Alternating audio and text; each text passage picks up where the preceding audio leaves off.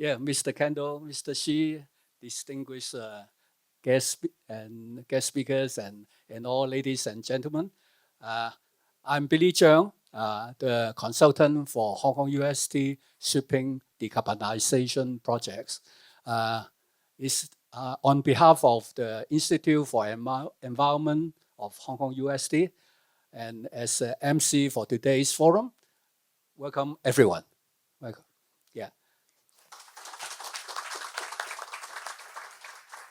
So first of all, we have Mr. Kendall, Richard Kendall. He's generously offered this beautiful place. If you remember, this place was also used in last year's November workshop. So we're delighted to have Richard to come and share with us some words. Thank you.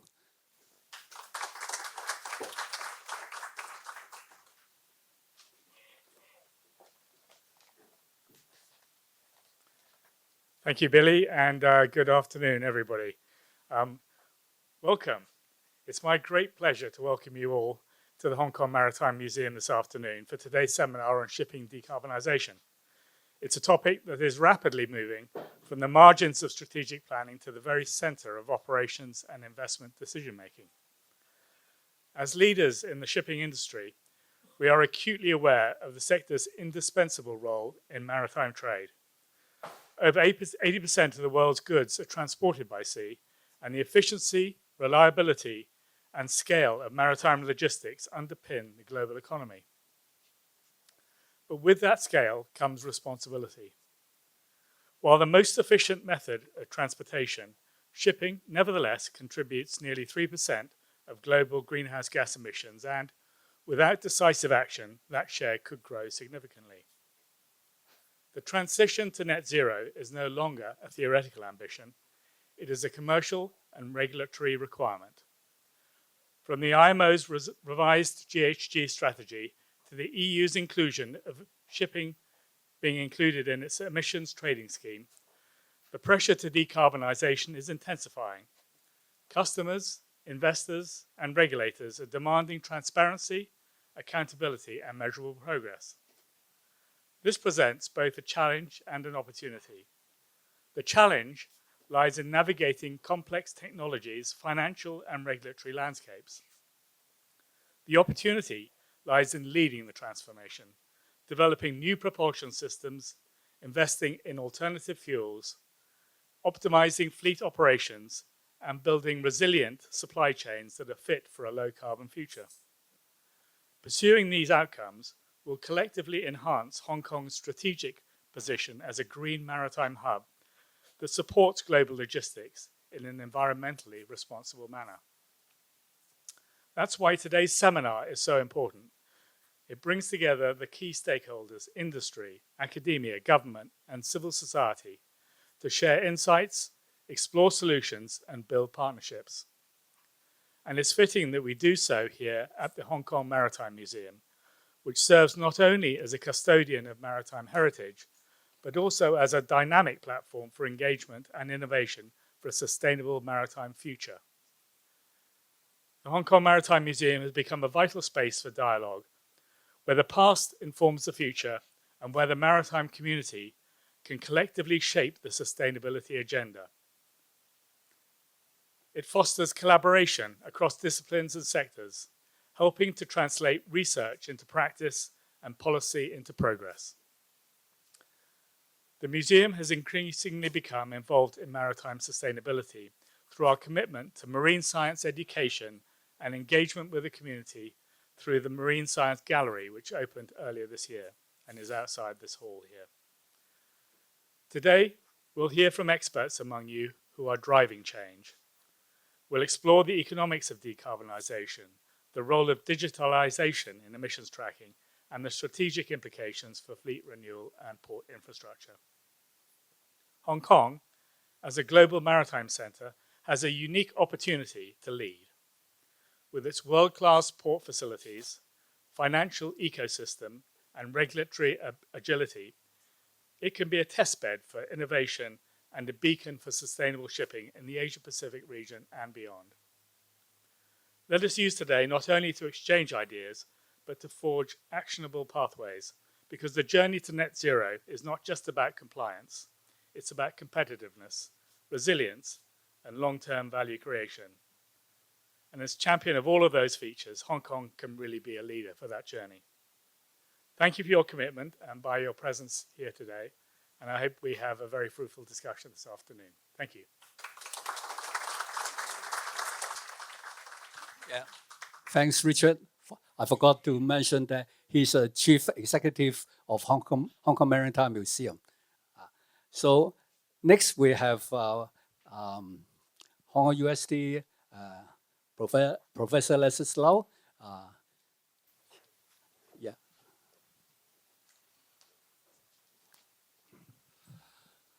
Good afternoon, Richard, invited speakers, ladies and gentlemen. I'm Alexis Lau, Director of the Institute of Environment at HKUST.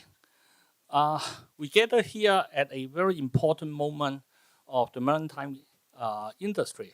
In April this year, the IMO 83rd session of the Maritime Environmental Protection Committee sets out a net zero framework with global carbon pricing mechanism. This could make conventional bunker fuel more expensive and accelerate the transition to zero or near zero fuels.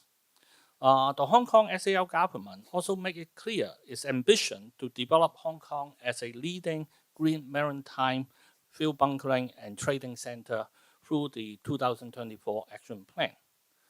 A lot has been done already, from the mainland Hong Kong Green Energy Matchmaking event in June, organized by the Hong Kong SAR government, to the Maritime Department's launch of the Green Maritime Fuel Bunkering Incentive Scheme.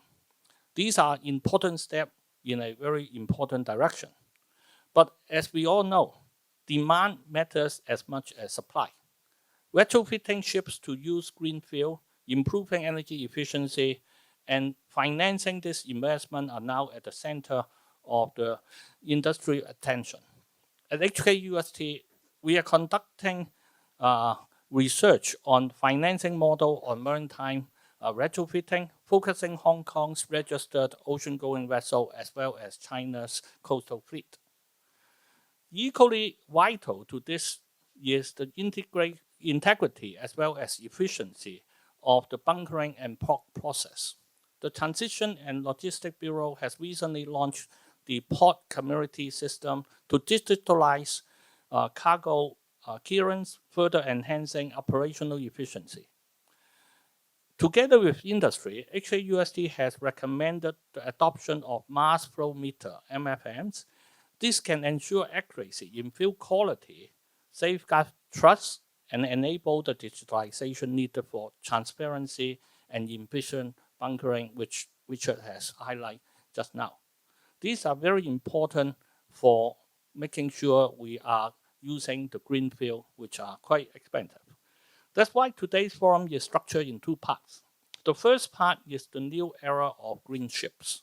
We'll hear about retrofitting strategy, new technology, as well as the economic of decarbonization. Part two is the new era of bunkering. We will focus on MFM systems, the now standard and innovation that underpin Hong Kong's reputation as a trusted and forward-looking bunkering hub. I would like to thank all distinguished guests, speakers from government, industry, academia, and international organizations. Your insight will be crucial as we work together to shape Hong Kong's position in the green shipping transition. Ladies and gentlemen, this is a time of change as well as opportunity. By connecting science, policy, finance, and industrial practice, we can make Hong Kong not only a regional leader, but also a global model for maritime transition. Thank you very much. I look forward for all the fruitful discussions and talks. Thank you very much. Thank you, Alexis, for setting the scene why we come here today. And now we have our guest of honor, our Deputy Director of Marine, Mr. Xi Qiang. to come and give us some words.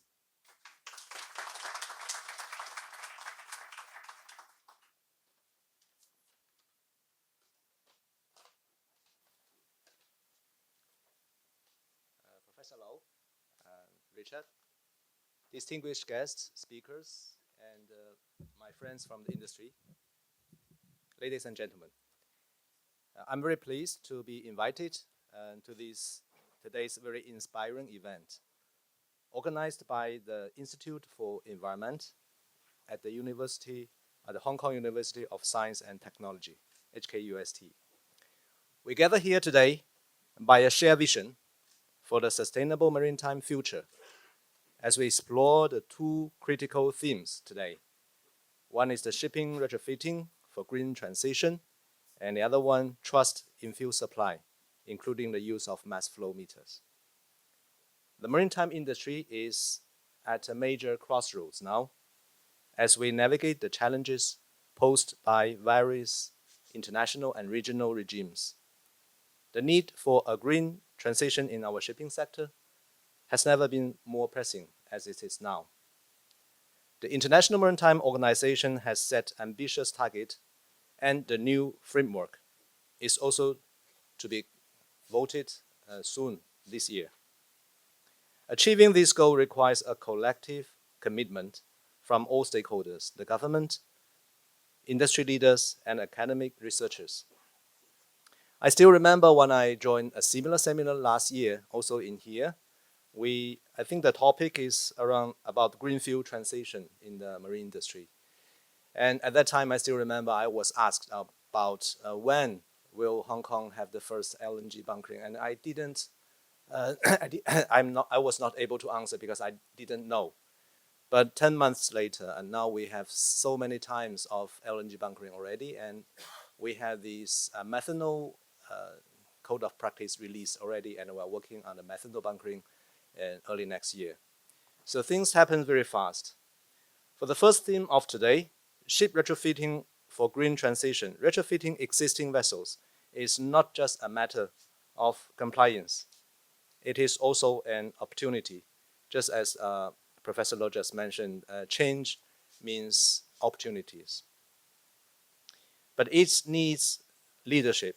By upgrading our fleet, we can significantly reduce emission, improve energy efficiency, and enhance overall vessel performance.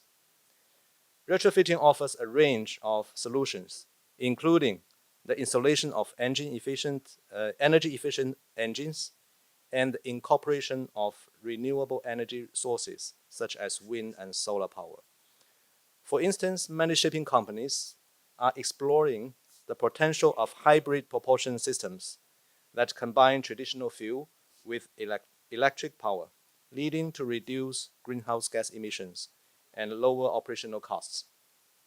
Moreover, advancement in hull design and coating can also minimize drag, further enhancing fuel efficiency.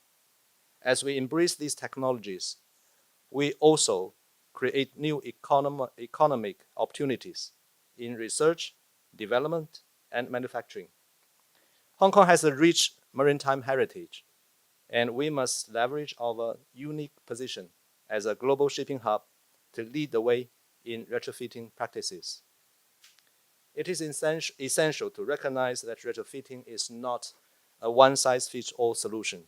Each vessel is unique, and we must adopt a tailored approach that considers the specific characteristics and operational profiles of our fleet. Collaboration between shipbuilders, equipment manufacturers, and regulator bodies is crucial to ensure that retrofit solutions are effective, safe, and economically viable. And I believe that this is also an area where AI and big data can play a very important role in optimizing ship operations. Turning into our second theme today, trust in fuel supply, particularly with the increasing focus on the use of mass flow meters.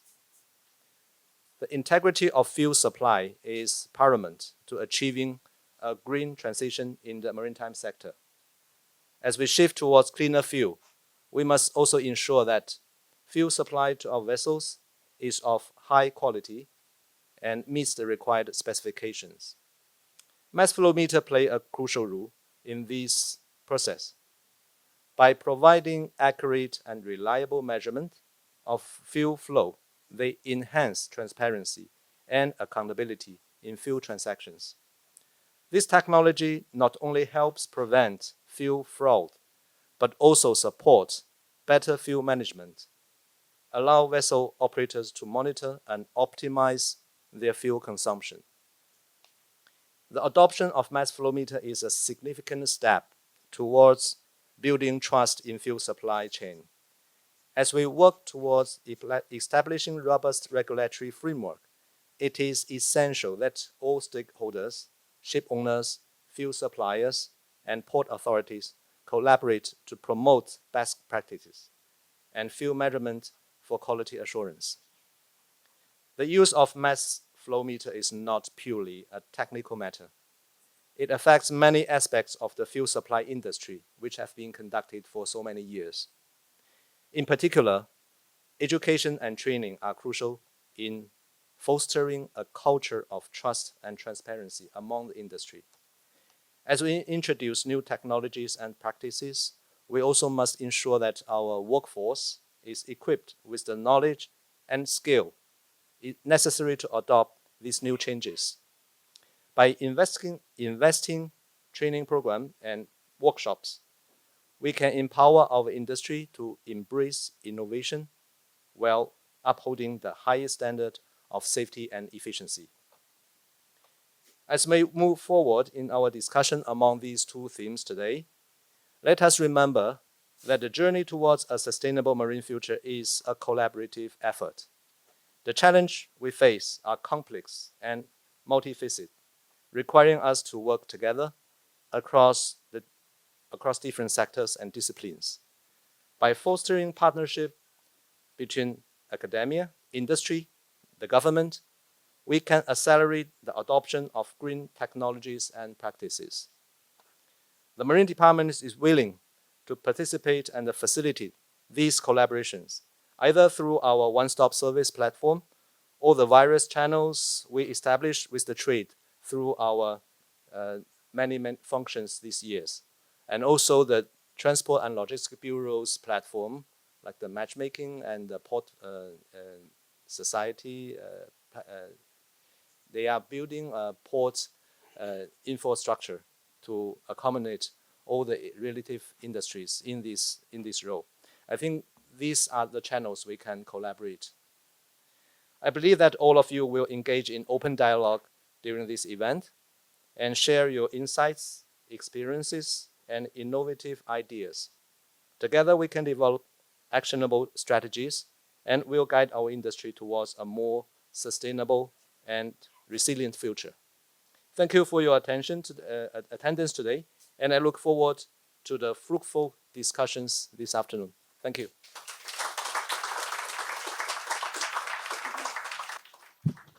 Thank you, Mr. C.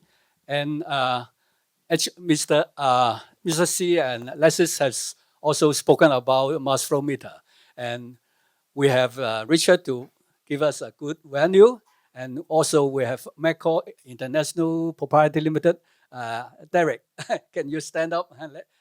And he's very supportive, and so he's one of our co-organizers for this event. So let me introduce Alexis, Richard, and Mrs. T and Derek come forward to take a group photo. Yeah. Okay, 1, 2, 3. Shoulder stays. Which way should I go? Okay, I think one more. 1 more. 1, 2, 3. Now our first presentation is our PhD student, Jiajing Chen. He will talk about our research. Okay. Good afternoon, distinguished guests, ladies and gentlemen. Thank you all for being here today. It's a pleasure to see so many familiar faces as well as new friends joining us today. Yeah, it is me again. If you have joined our previous event, yes, on behalf of our team, I'm here to share with you the research that we here, our team in HKUST, would like to take.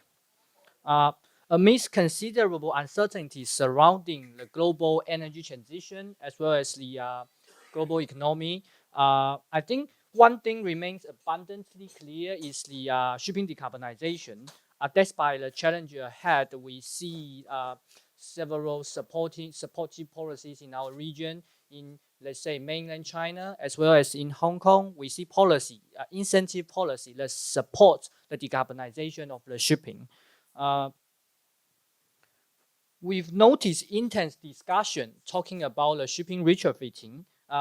We are greatly, yet we'd also notice the dilemmas from both ship owner side as well as the policy making side. For instance, from the ship owner's perspective, the question that we heard ship owners asking question about something like, should we go retrofit?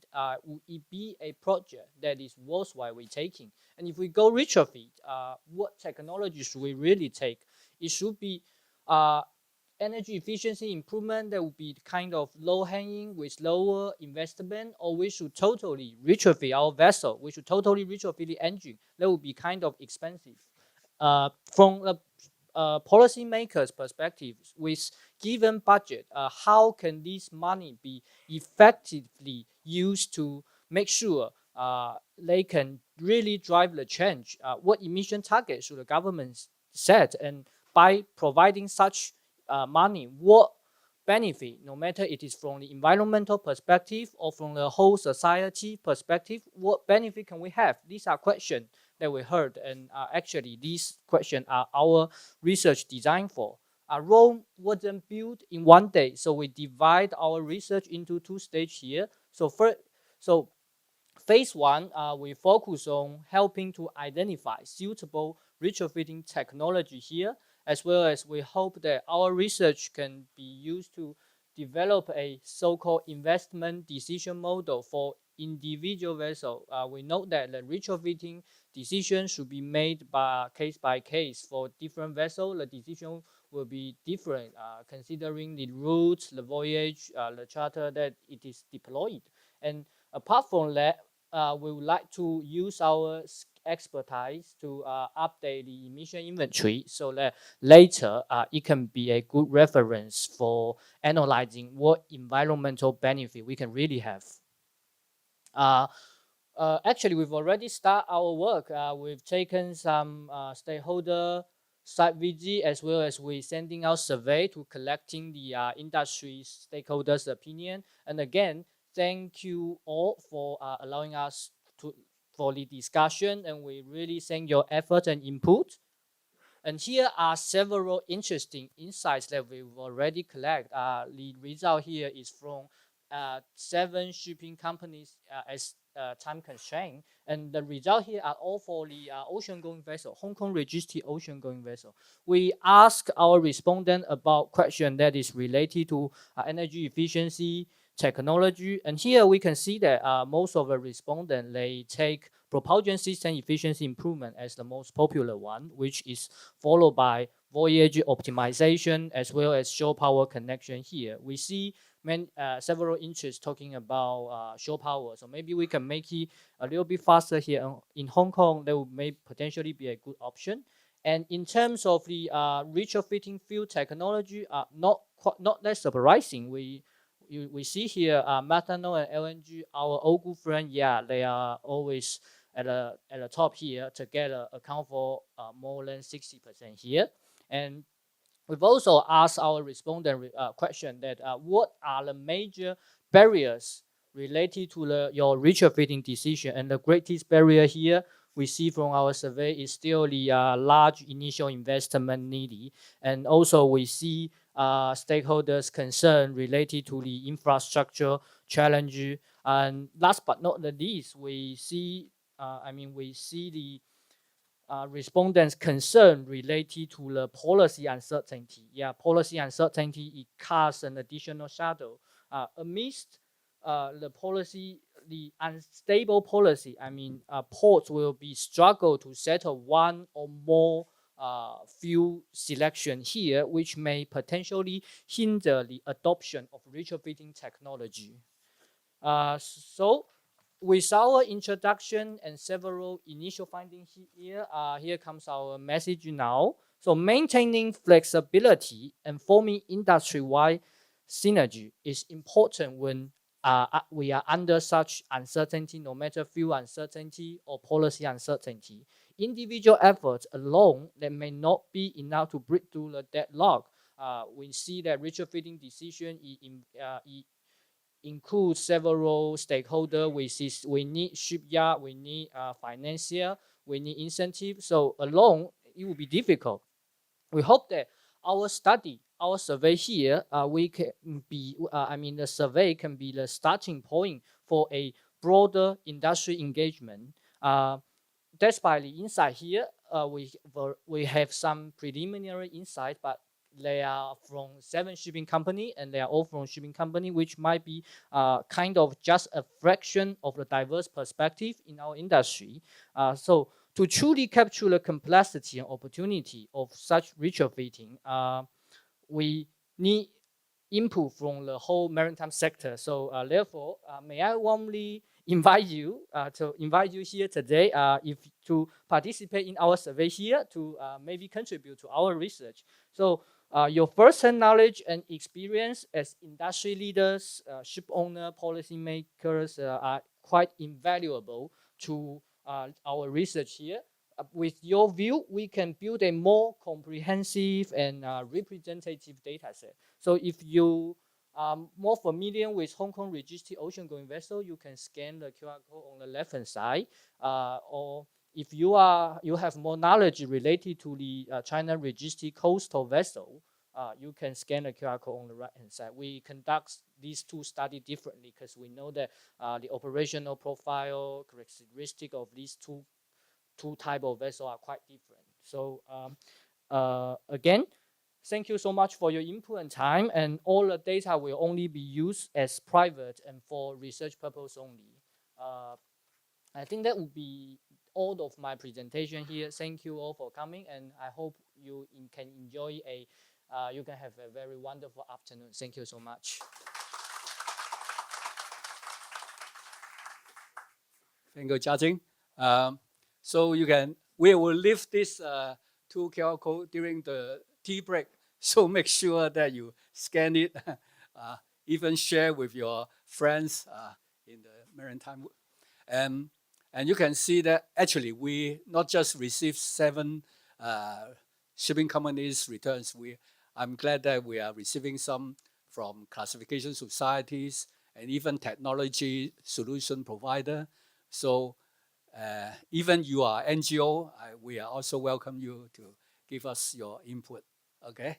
And now it's time for the presentations from shipping companies. We have 2 shipping companies. One is OOCL, one is Kwong. They will speak their own decarbonization strategies. You know, OOCL is the container liners. Kwong has bulkers and tankers. So hopefully we have a glimpse of the major sectors. So Mr. Roy Hui, please.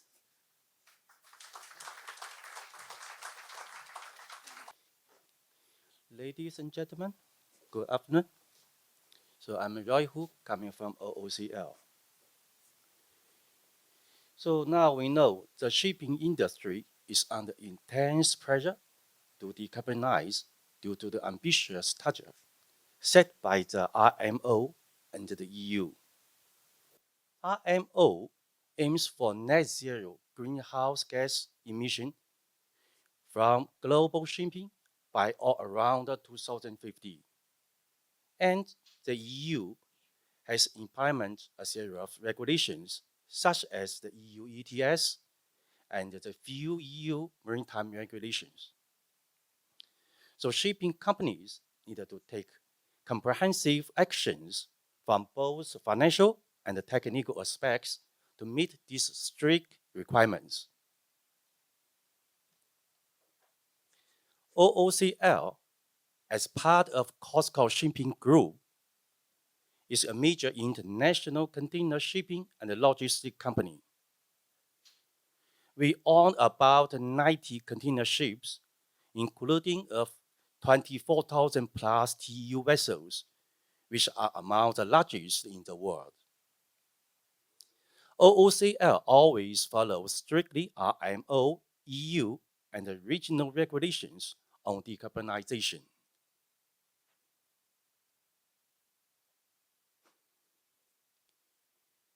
Alternative fuel adopted in OOCL fleet, such as using LNG and biofuels, but we think LNG is traditional only. And we ordered new ships with methanol dual fuel engines. And we also monitor pilot projects such as ammonia engine development, because we think ammonia is the future, but so far still something is not very unclear.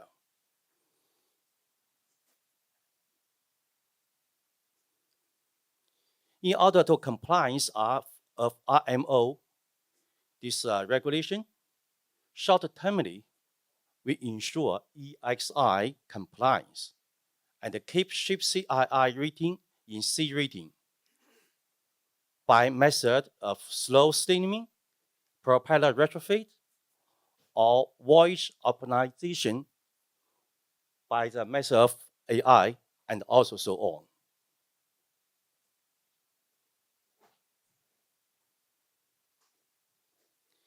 So we currently ordered 24 plus TEU, 24,000 plus TEU methanol dual fuel ships. This ship will be delivered in year 2026 to 2027 at NACS. So you can find some particulars. We use man-beam W engine, LGRM.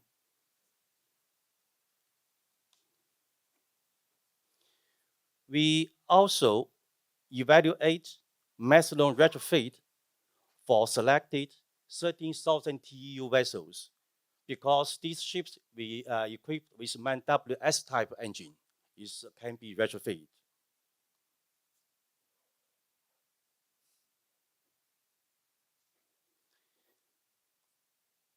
So existing ship retrofit with methanol as fuel oil is feasible.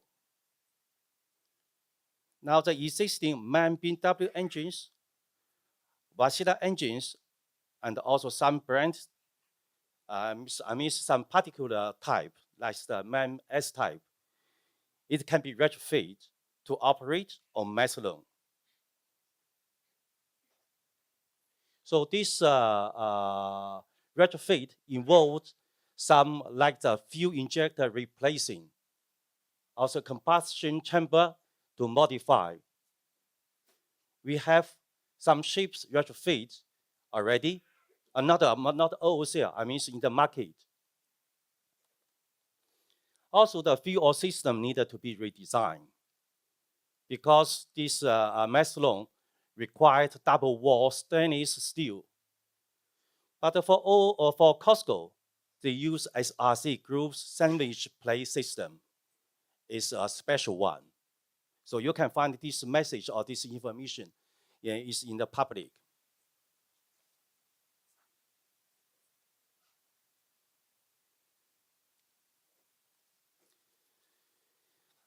Because of low energy density of methanol, large methanol tanks are needed. So structure adjustment like the hull extension are considering. Also, mention that the safety system is very important, because methanol is a very low flash point. Also, some the gas detect system, also the firefighting system needed to comply with the new regulations.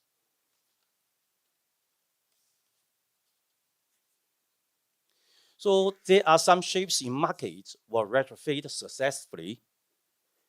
I show this picture. I think you know very well. This is the ship Maersk Halifax, which retrofit at Zhoushan, China shipyard. It take about 3 months, cost about 30 million US dollar. So they use the methanol dual fuel engines. So there's some information share with you. So we think this retrofit cost typically spends about for 50,000 TEU container ships is used about 20 to 30 million per vessel. Yeah, but for Halifax, it's take about 30 million US dollar because how expansion is about I remember it's about 50. Let me check. About 50 meters. Yeah. Also, the capacity is increased about 609 TEU. So a little bit higher. For the ROR calculate, we calculate about 5 to 7 years come back. But this depends on the fuel oil price.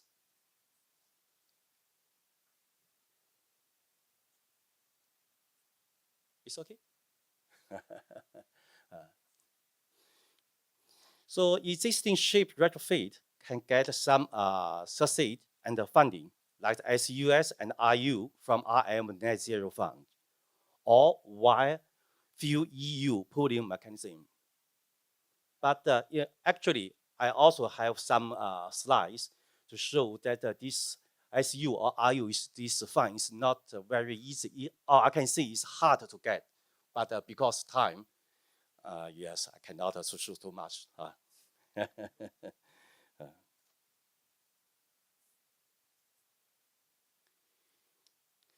So existing ship retrofit operation, we have some consideration. First is the global infrastructures. Methanol bunkering hubs are expanding rapidly, especially in the Rotterdam, China, Shanghai, also the Singapore. They offer buy methanol this year. And the second is about the fuel flexibility. Actually, so far, the dual fuel system is switching off between the methanol and the diesel oil is seamless. So we know, for example, the hub Lloyd is retrofit 10,000 TEU vessels. It can operate on B30 biofuel plant during methanol shortage. So it's not very difficult. All we can say is not any difficult.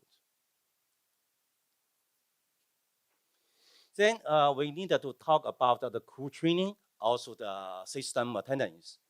So because methanol is low flammable, also the toxic, so the safety protocols is a key point.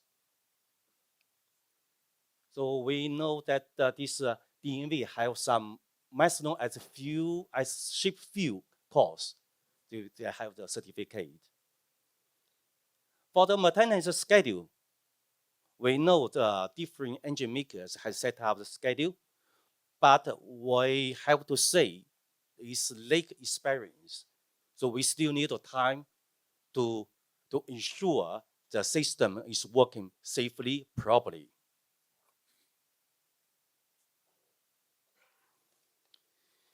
There are some challenges to methanol retrofit. First is the energy density. Because it's very low, the methanol is lower than the traditional fuel. So more and more tanks we need. It means some cargo space loss.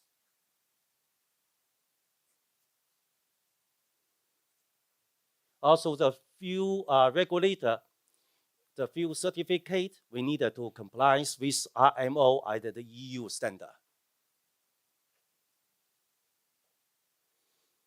Topically, the first challenge, I think, is the supply chain. because the methanol supply is trouble, especially this green methanol. But anyway, we can find that the green methanol supply is improved now, but still a challenge. Also, the regulatory gaps, because the standard for methanol bunkering still involved compared to LNG. So far, as we know, the methanol bunkering usually take at the stern of the ship, but the standard is not very clear.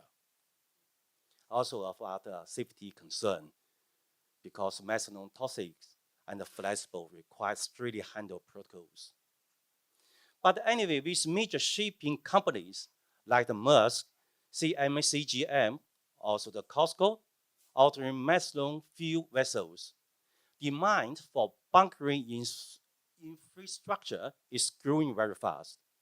So investment in green methanol production and the bunkering network will be critical for widespread adoption. Okay, thank you.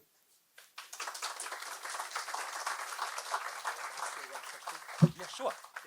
Roy, one question is, you mentioned about 20 to 30 million for the retrofit cost. Yeah.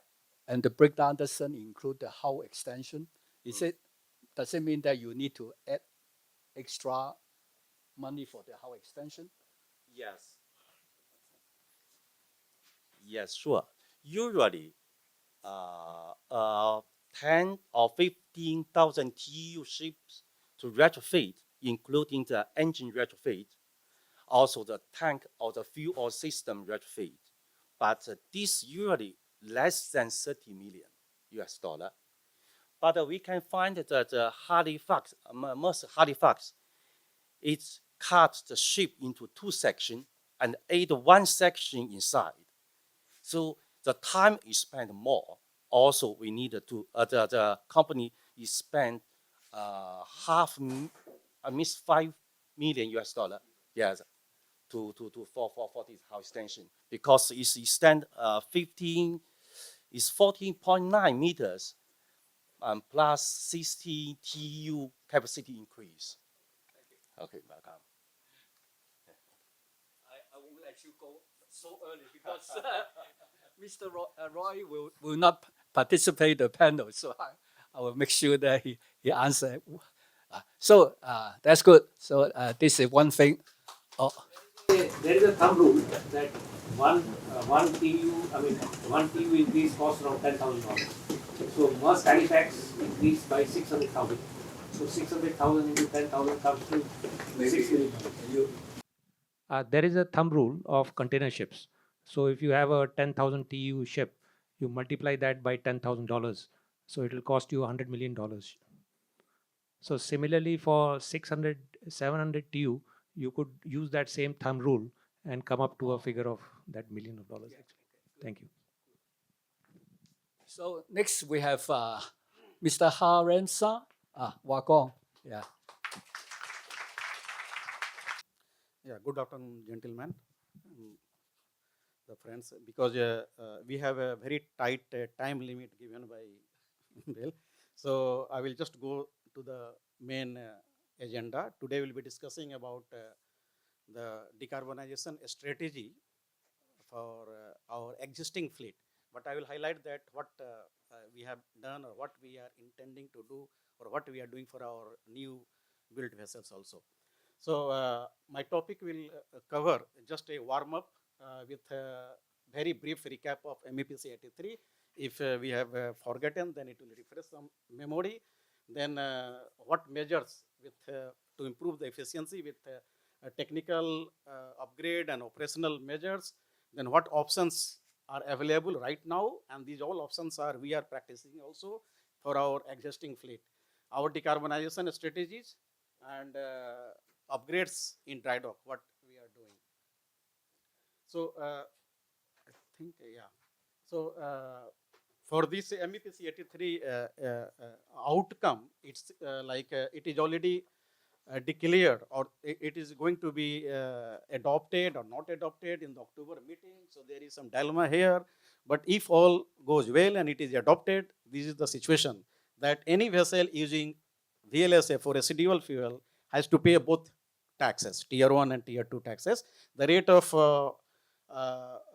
not rate for the vessel not meeting best target at the rate of $380 per ton, not meeting direct target at the rate of $100 per ton, and the IMO is coming up with some incentive scheme, the rate to be decided further, which is expected maybe in the range of $300 to $350 per ton CO2 equivalent. For the net zero, the baseline is the 19 gram until 2035. After 2035, it is dropping to 14 gram per megajoule. So we can see from 2028 onwards that like there is a reduction in GFI. The set target in 2028 is 4%. Until 2030, then there is a 2% extra drop. And after 2030, there is a around 4% extra drop until 2035. Then the target for 2040 is around, I remember, 65%. So what upgrades and efficiency, can I come this side?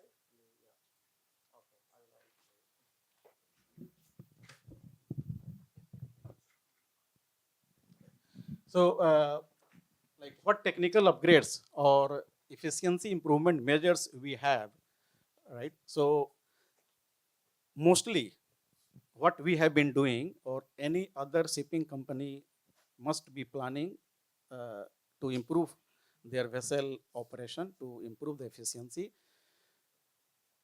Digitalization. Digitalization is becoming just not a optional requirement, for a mandatory, I will say, or a very compulsory requirement to improve the vessel performance. With the smart system, there it can be any digital system which will assist in close monitoring, analysis, and with the implementation plan, the operator managers can decide basis on the feedback of the smart system. So the second point is operation, a smart operation. A smart operation, I mean to say that operational means like voyage optimization, route optimization, weather routing, just arrive on time. These operational measures can save a lot, right? We have done a simulation test. If we take measures just in time arrival, it can give saving of 10 to 15%, or maybe more than that also, right? So upgrades, the upgrades with the technical upgrades, right? The vessel is a say like we are using energy, chemical energy in form of fuel. Fuel has the chemical energy, whether it is a residual fuel or LNG or methanol or ammonia, it is a chemical energy, right? This energy is converted by main engine to drive the vessel, to propel the vessel, right? And we know the most of the vessel having diesel engine, right, is efficiency of diesel engine is only around 50%. And then when it goes to the propulsion, it becomes 1/3. So finally, we are getting around 35% of the full energy content of the fuel, right? If we upgrade the vessel as a whole, right, from the hull optimization, hull upgrade, right, propeller upgrade, propeller efficiency improvement, then machinery side, upgrade the machinery with the technical upgrade, and it can contribute to, as per DNV report, around a minimum 16% with the operational means, right? So if vessel is upgraded technically with the technical upgrades, and all together combined, like all merged together, consolidated together, the figure can go reach 20-25% also, depending on the type of vessel, route of the vessel, and size and engine type of the engine fitted. After that, that further upgradation can be achieved with the application of integration of green technology.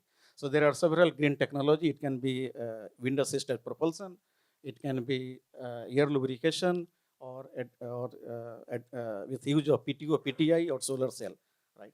Then other, like finally, right, there is one more solution continuing with the residual fuel. You can integrate carbon capture system. So the main 4 points to improve the efficiency of the vessel with a smart system, a smart operation, technical upgrades, use of green technology, and after that, these are all, like I will say, it will not lead to the net zero target after that. So the main solution will be the use of alternate fuel or green energy.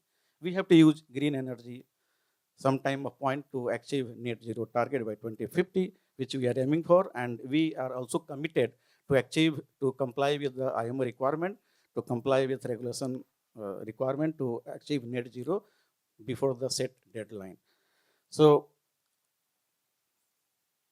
these are just consolidating, like something like innovative idea that if we do the technical upgrades with smart operations and attach the hull performance measures, improve the hull performance, then fit with the energy saving devices. You can see right now the vessel is smoking bad, like a dark color, right? So this dark color, after applying all these measures which I just enumerated, with all upgrades and use of digital system, then added with green technology, try everything, right? Because you have to improve the performance of the vessel. There is no choice now, right? So if we do all these things, right? Let me go a little back here, right?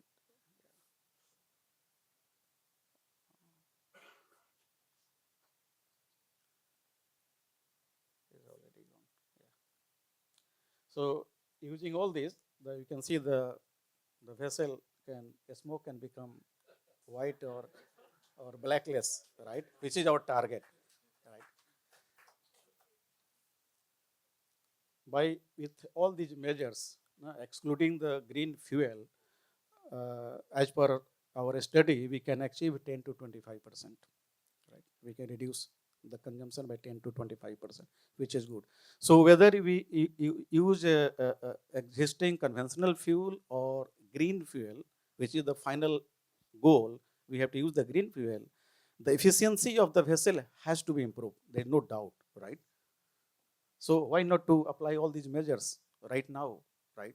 To consume less green fuel in the future, correct? It's all energy, all money, right?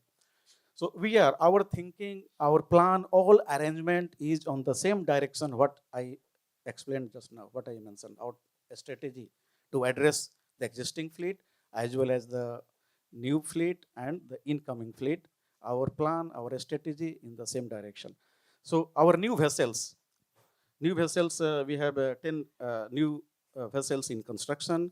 4 LNG will be coming with dual fuel LNG by WinGD, and 4 Aframax, 2 Aframax tanker with dual fuel LNG ready, and 4 Ultramax bulk carrier with dual fuel LNG ready.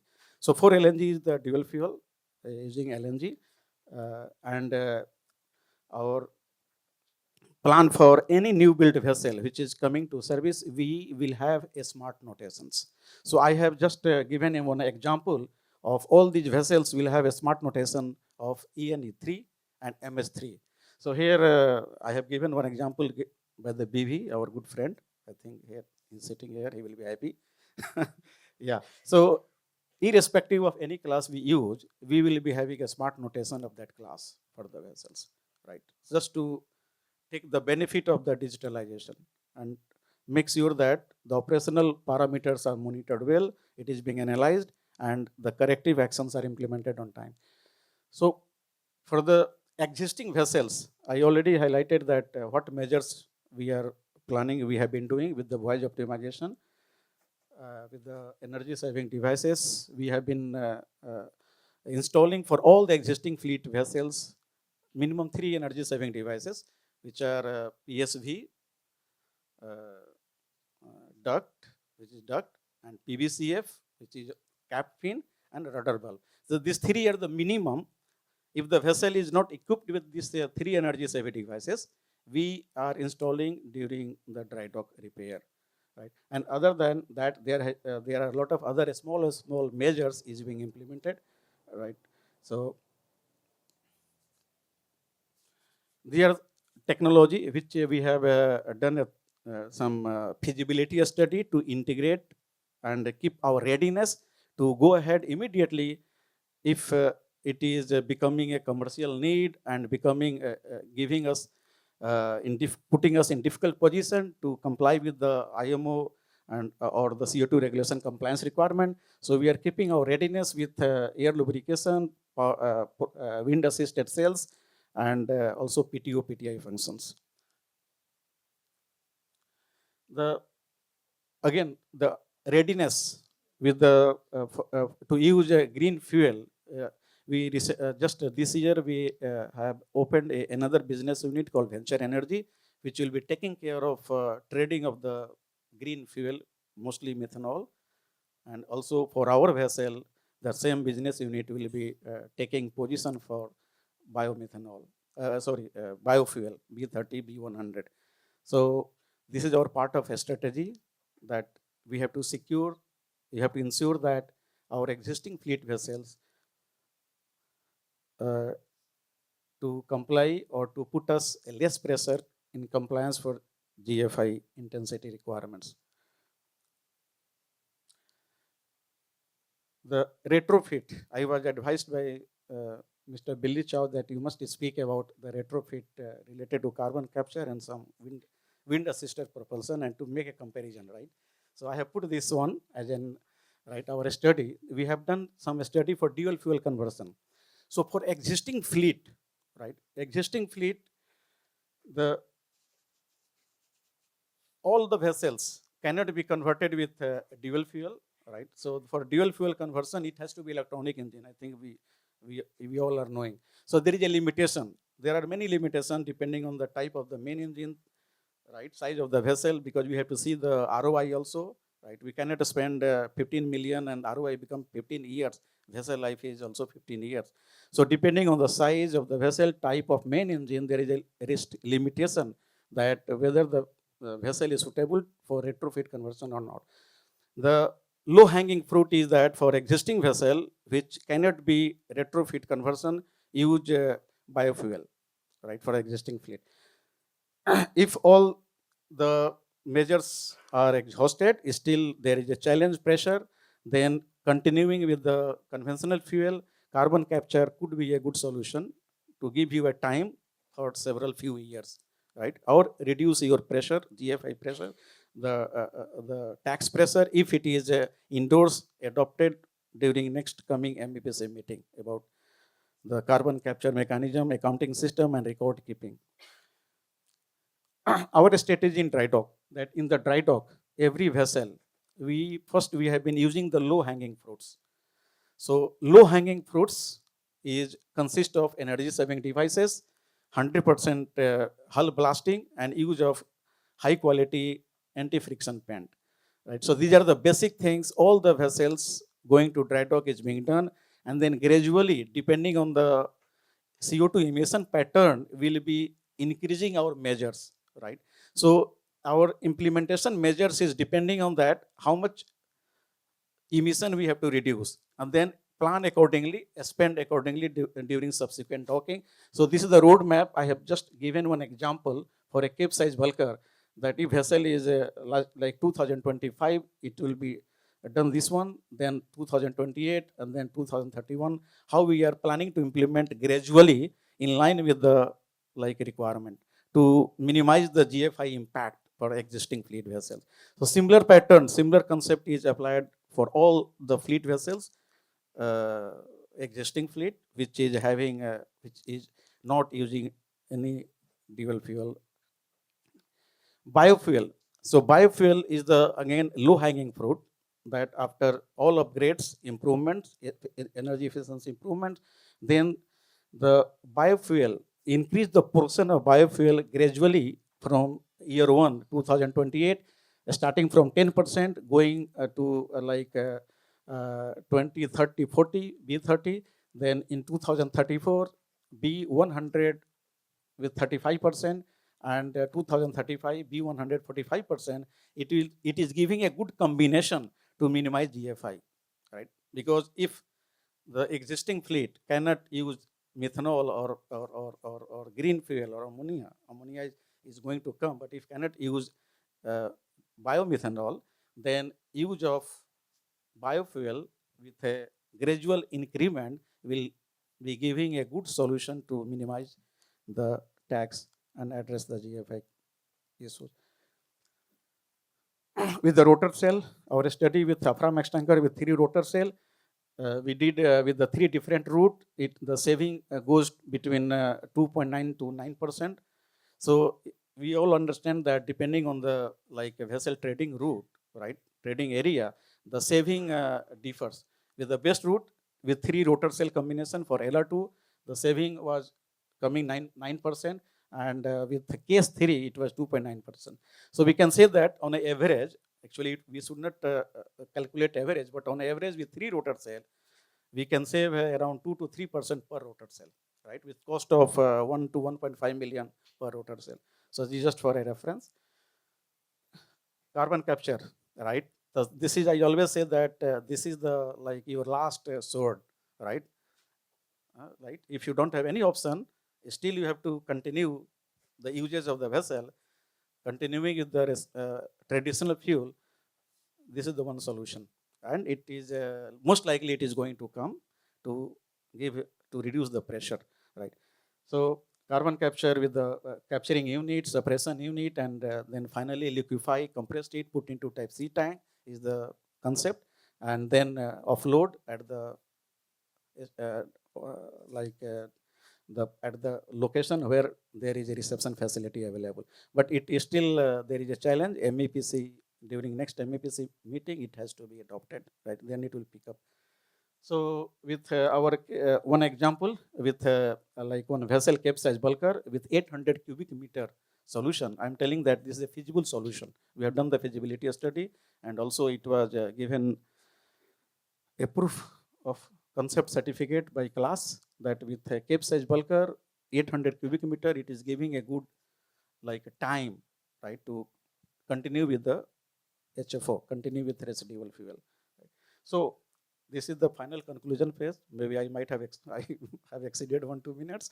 That retrofit, upgrade, efficiency improvement, right? There is no compromise, right? It is we have to do it, whether it is with the residual fuel or green fuel, right?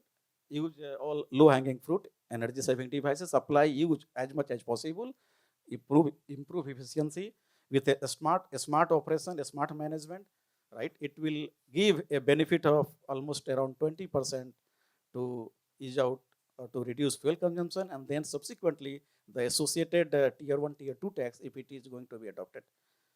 So thank you. This is my last.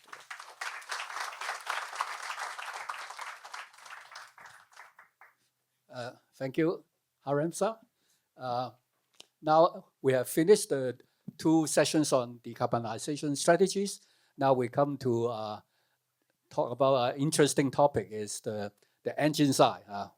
So we have Mr. Chen Gun Song from WinGD to share with us their technologies. Okay, thank you for the opportunity given this afternoon to allow me to present the WinGD technology of retrofitting technologies. As we understand that retrofitting and decarbonization, this is the path to be done. And first, from the bottom part will go up, and it's the reliability of the engines new build, because the keeping the aging ship is running well. So we have comes with the different solutions for the retrofittings. For example, you are going towards the energy efficiencies, alternative fuels, but in the end, for the emissions and efficiency regulations, I think conversion from the conventional diesel engine to the alternative fuel, a dual fuel engine, is the path to go. There's no other. Okay, regarding the retrofit solutions, what we have today, we given is from the small solutions, mediums, to the large one. So talking about the small solutions, is just simply for the engine energy efficiencies, you're going to upgrade your software. Okay, we have for those aging engines which the built 5 or 10 years ago with the old engine control unit, that is still can be upgraded with the software. And okay, of course, for the engine tuning the engines to have a better fuel consumptions. Cylinder line lubrications upgrade, that depends on, this can improve the emissions of the engines reductions. And we're talking about also power limitations, engine deratings, which this can maybe happen in several days, like a small efficiency improvement of the retrofitting. So the median solutions we have is the turbocharger cutoff. We called automate sequential turbocharging systems. Engine control systems, we upgrade from the old control system up to the WISE, that designed and 100% owned by the WinGD, which including the data collection and monitoring, and engine diagnostic systems, which allows you to combine the wide service by creating a digital twin. Then we can monitor the engines circle by circle to optimize the engine, the best performance of the engine operations. And the methane slip reductions. This is we are talking about for the engine or LNG engines. As first generation of the engines, they used to be with a higher methane slip, like 1.7. This is the default factor. And this can be reduced by the retrofitting from medium or even a large retrofitting. So we're talking about the ammonia ready. When you order the engine, some of the fleet or ship owner today are still using the conventional fuel as the engine, or it's called the diesel engines. But we encourage the ship owner to order the engine with methanol ready engine or with ammonia ready engines. Okay. Then the energy pass load, engine pass load optimizations. Okay, I think the last, but this is the most important, and I think most of fleet in the end of the day should goes into the larger solutions, or even when you order the new engine, it's a dual fuel engine. We're talking about for the conversions or retrofit to the exist LNG carrier with the LNG dual fuel engines. We're talking about from the diesel engine convert retrofit to LNG engines, dual fuel engines. We're talking about the diesel engine convert to methanol engines. Okay, and this is becomes more option to the fleet or ship owner, that they will decide how their engine go, or maybe it's decided by the charters. Okay, now so we start with the diesel engine to LNG dual fuel retrofit. Actually, I think from most of the LNG dual fuel engine was introduced almost being 10 years. And with the first generation, we called the dual fuel 1.0. And 4 or 5 years ago, we started to introduce the dual fuel 2.0 engine, which differential you can see from the ISO systems. Okay, the ISO systems was intelligent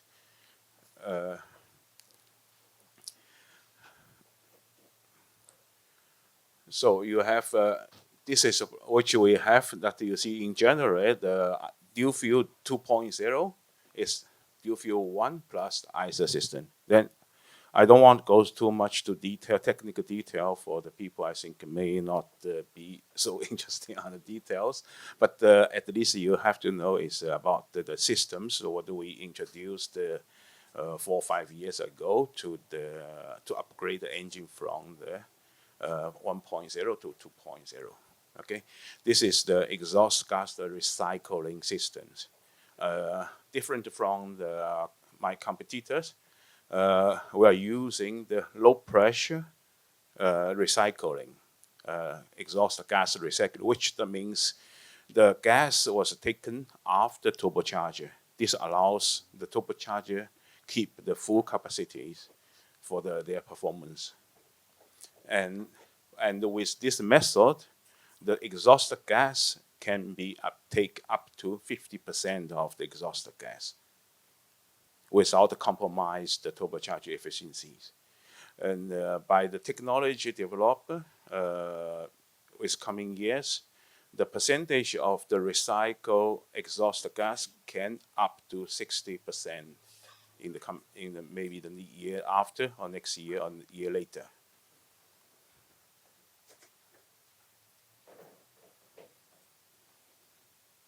And the second this technology that were introduced to the market is 2-3 years ago with this variable compression ratio to the LNG, which this is the technology.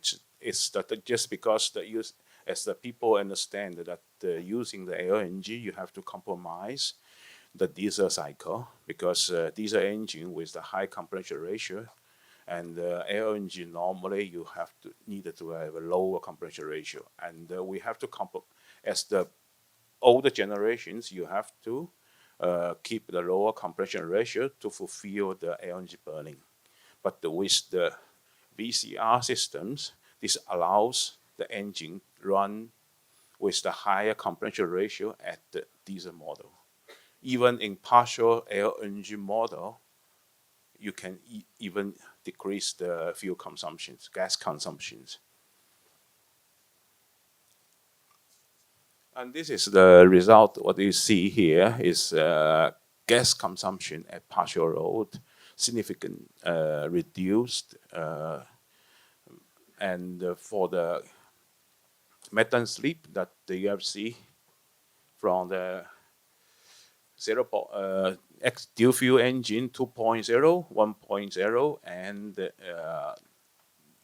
with the VCR, methane slip, the measures of the methane slip is go down from the earliest, the first generation, so 1.7 to down to the now almost 0.8 to 0.7. Okay.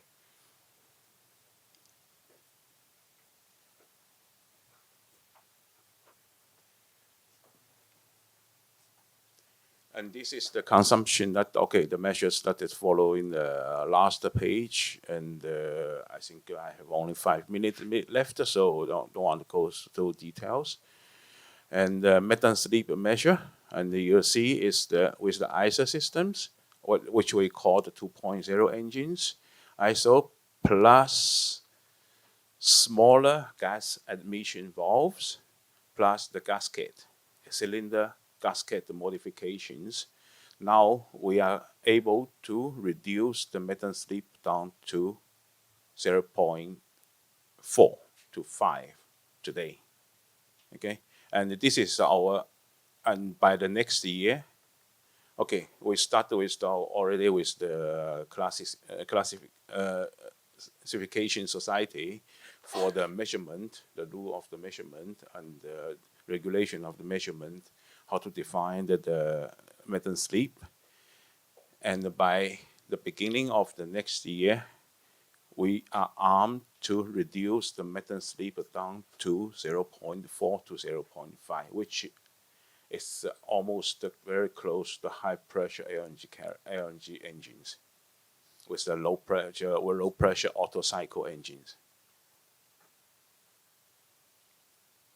Okay, this is the case that actually we made for the one of a container shipping company, which proposed to retrofit. Okay, actually we propose with the two options. One is to conversion from the conventional diesel engine to the methanol engine, and another option is to LNG engine. This very depends on the owner's decisions. And with the different retrofitting, some you have to, for example, you have to need to replace the turbocharger, or you do not need to replace the turbocharger, but you have to install ISA systems. Okay, this is a pilot project that we have done on the CMA CGM for the VCR modifications, retrofittings. It is a very old engine with almost 10 years ago. It's running, it's a RT Flex engine with a dual fuel LNG engines, the very old first Flex engines. And all that done for these engines is for the replacing the cylinder line, bracket, crosshead bearings, and the current rod, etc. And now the vessel is running almost 3,500 hours on the water.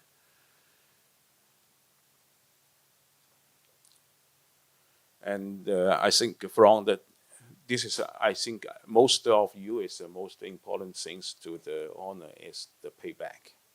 The retrofitting for example, from the 1.0 to 2.0 LNG engines, the payback time be estimated at the 3.5 years.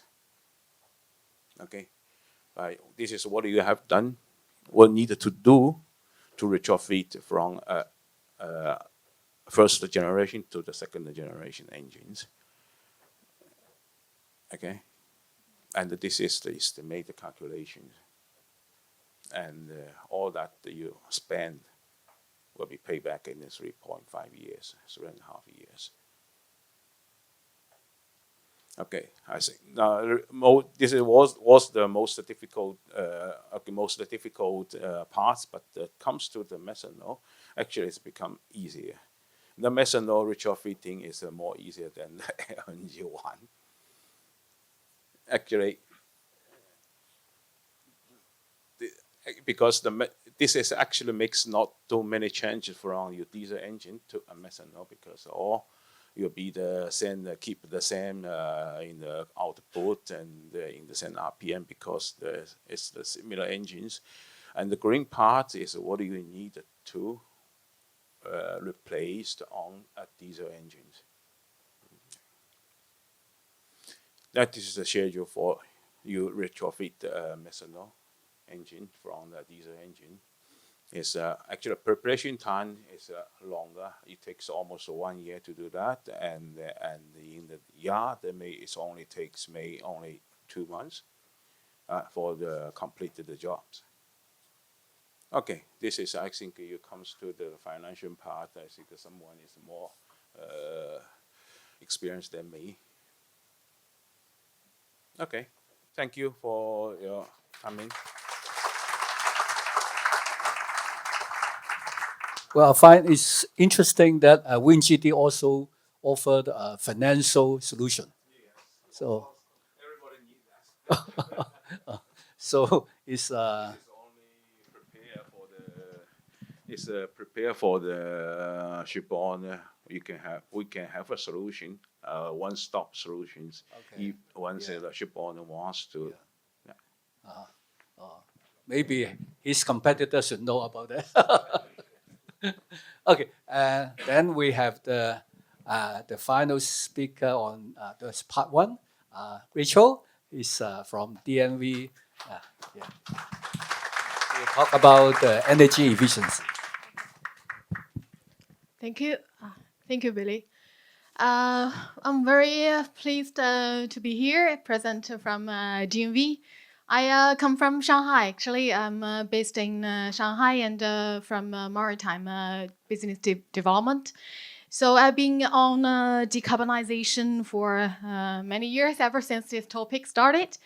And due to the tight schedule, and I thank you for Mr. Song and also Mr. Wu from our owner having set the scene, introduced the most recent update from MEPC 83. So I will skip some slides. I will try to convey some most recent study key messages from GMV side. Okay. Firstly, I would like to highlight, we mentioned already today that the major driver as the regulatory requirements set by EU, set by IMO. But I think our owners are more motivated from the commercial demands, especially more and more cargo owners and charters. They are pushing for ESG better performance and to reduce the emissions from their supply chain. And also financiers is found more interesting and motivating the development because they are giving more financial incentives for the investment on new technologies and new energies. So I will skip this page, but let me give you a figure from the recent study. We all know that IMO, they are gonna vote for the new net zero framework in October. And people are comparing the net zero framework with the similar EU FuelEU Maritime. But it's not so straightforward because the baseline and also the GFI factors of views are a little bit different between these two. So we are carry out some case studies to compare the required percentage of the low carbon emission fuel under these two schemes. So as you can see, taking this example, starting from even 2030, IMO net zero framework is already requiring more blends or more mix of low carbon emission, low GHG emission fuels compared to FuelEU Maritime. So that means the once adopted, if adopted, it will be take effect from 2028, and it will introduce more challenge or more tougher compliance requirement. And then if we look at all the measures, all solutions we have for maritime decarbonization, we have already touched upon the new fuels. Thank you for Hera. You introduced, also the touch upon the energy efficiency measures, which DNV, we also published a report in March of this year, focused on EE measures. So the following pages of my presentation today will be mostly from that report. So I would like also to focus on that.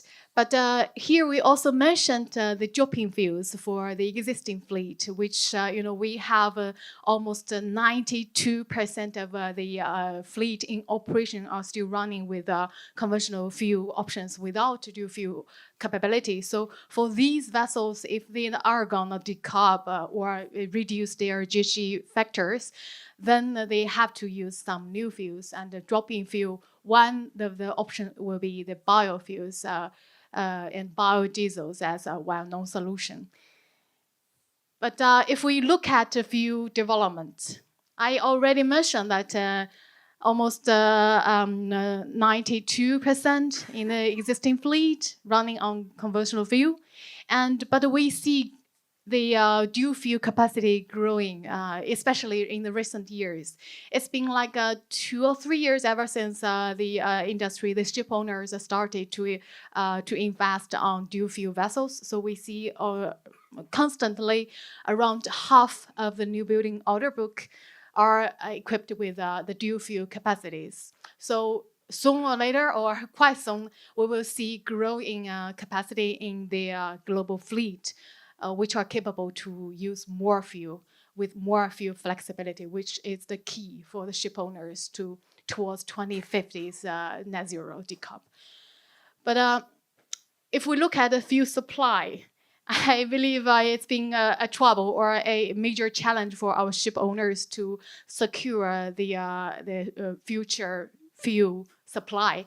So according to DNV study, we have been collecting all the pipeline project of the fuel production in the entire world. which we see that there are quite high activities, especially since last year, especially in China. Actually, we see quite a lot planned projects for the auto fuel or net zero carbon neutral fuel production. But there are still high uncertainties because we don't know how much of these production capacity will actually be materialized. And also these supply will not only for maritime, so we will have to compete with the other like road transportation and aviations. So fuel supply will be a trouble and a key challenge for us. So then what do we do? That's why we highlight again and again why we need to use energy efficiency measures, the technologies to reduce the total demand for the greener fuels. And Mr. Sari already mentioned that a study from last year actually by DNV estimated up to 16% of the total emission reduction can be achieved by the EE measures. That's by 2030, actually. So, but I was very glad to hear that we already estimate 25% savings by utilizing also some innovative technologies and also carbon capture technologies, right? So this it shows us a good potential, and we should never forget about it. And then we need to looking from the other side. Actually, EE, energy efficiency, is an enabler for foster the adoption of the auto fuels. Why?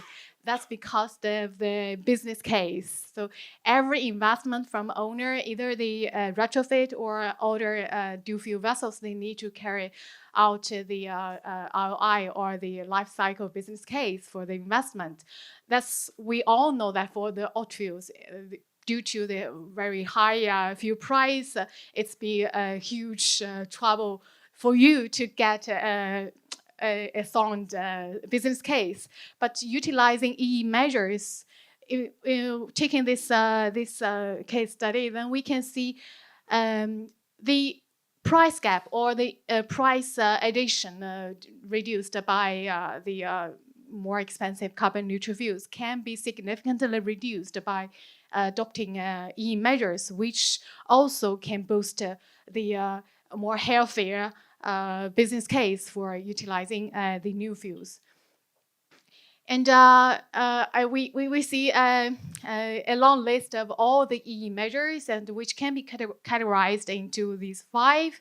Some are well known, like how optimization or the machinery optimization, and also some ESD propulsion improvement measures.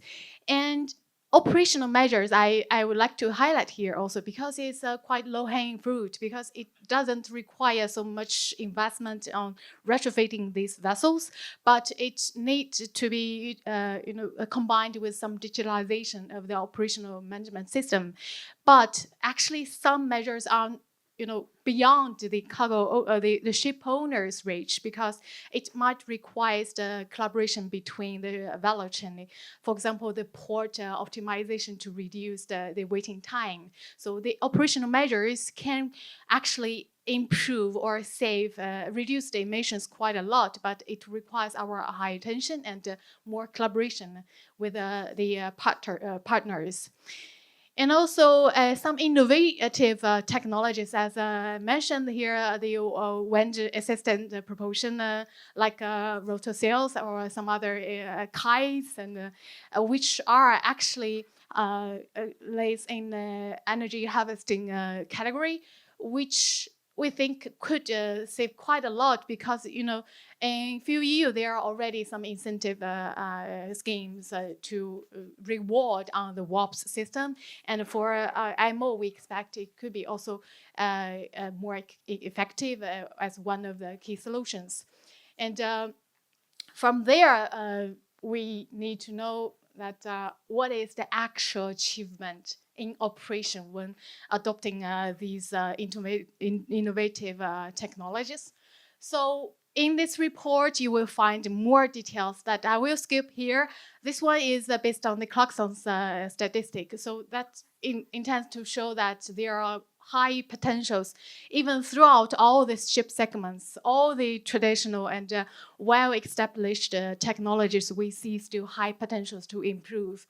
And but the adaptability varies between different ship segments. So when you do retrofit or your upgrade planning, you need to invest case by case. So in this report, we list out over 40 measures in the report, so you can find all the detailed parameters which should be accounted for when you invest, when you assess your investment planning for your vessel or for your fleet. So when for a ship owner, you need to systematically assess and plan for your fleet retrofit or fleet decarbonization, including setting your goals, evaluate all the pathway solutions, and giving you the planning or the implementation plan, considering also the dry docking schedule. Here, I would like to highlight one of the new stuff. As I mentioned, the new innovative technologies requires trust on the actual savings in the real operation. So that it should be based on the scientific-based methodology, based on the high-quality data, based on the accurate methodology to evaluate the actual performance. It should not be only on a operational design, operational condition, but also for the entire real operations. So DNV has published already 3 RPs, recommended practices. One is named as BTI, which is for assessing or measuring the real operational performance of a vessel. And the other is, one is for WOPS, and the other is for air lubrication systems. So here is some recommendation that I believe we have already touched upon, so I will skip it. And the first is the publication I mentioned from DNV. And DNV has been, working out all those studies trying to support our industry decarbonization. So you can find all those reports following this link. So that is my presentation for today. Thank you all. Thank you, Rachel. And we now come to the panel discussion part 1. We have Martin Creswell, of Technical Director of Hong Kong Shipowners Association, to be our moderator. And he will introduce 5 panelists. And there are 2 members that are new to us, not speaking. So let him introduce. Are we going to have any more mics to have on the road?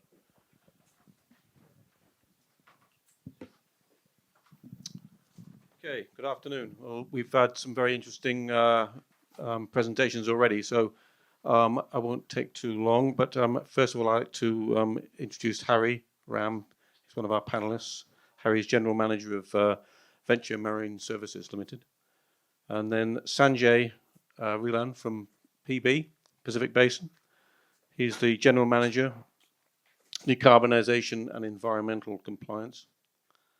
And then Rachel, who's just given us a very good presentation from DNV. Thank you, Rachel. She's the Business Development Manager at DNV Shanghai. And then Kun Song, who's also given us a very interesting presentation from WinGD. Kun Song is the General Manager of Sales and Marketing of WinGD. And then finally, Mark Teng, SeaKapital, who's CFO of SeaKapital. Thank you. All right, we have enough chairs. Thank you.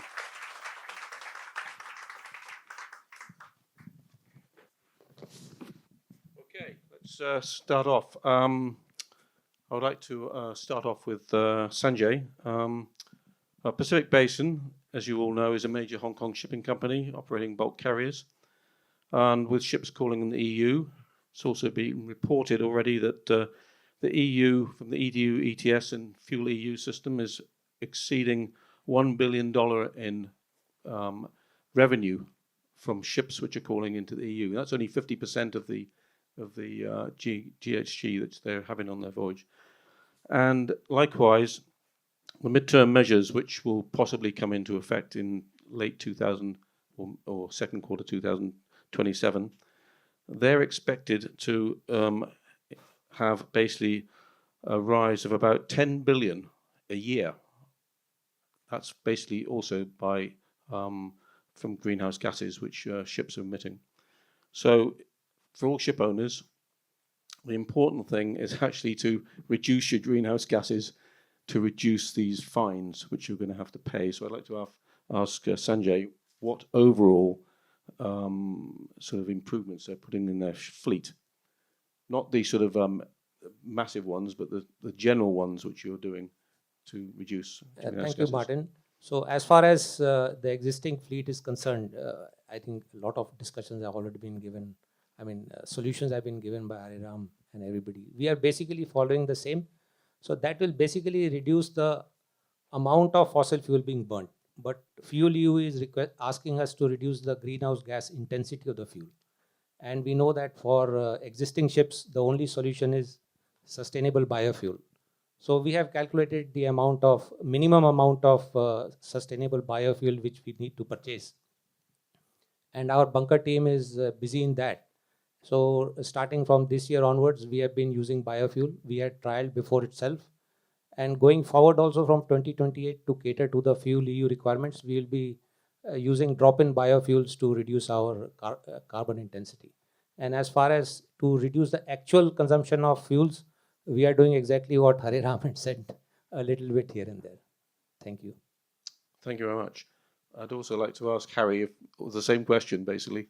Is there some overall improvement that you've got on all your ships?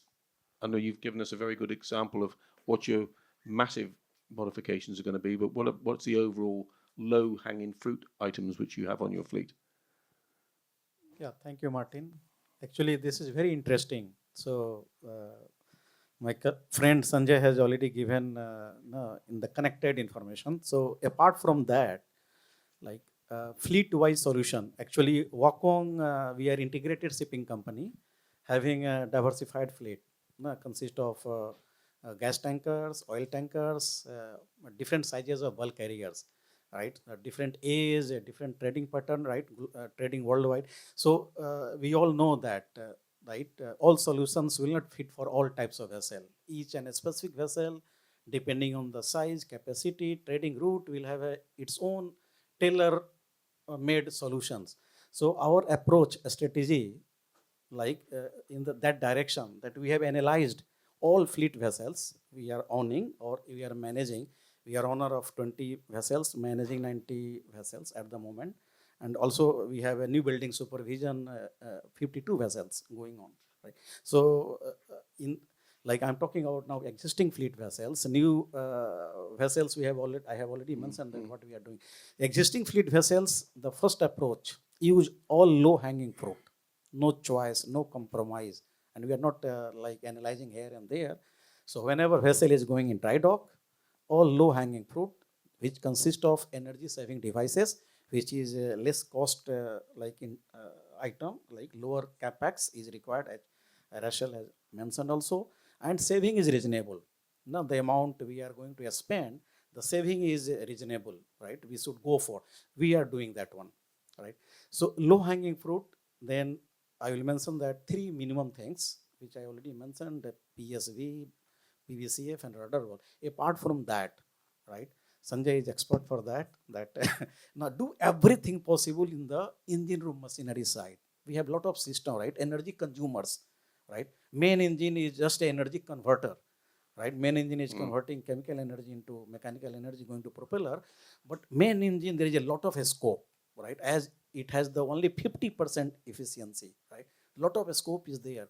And makers, whether it is MN or WinGD, they have a lot of solutions.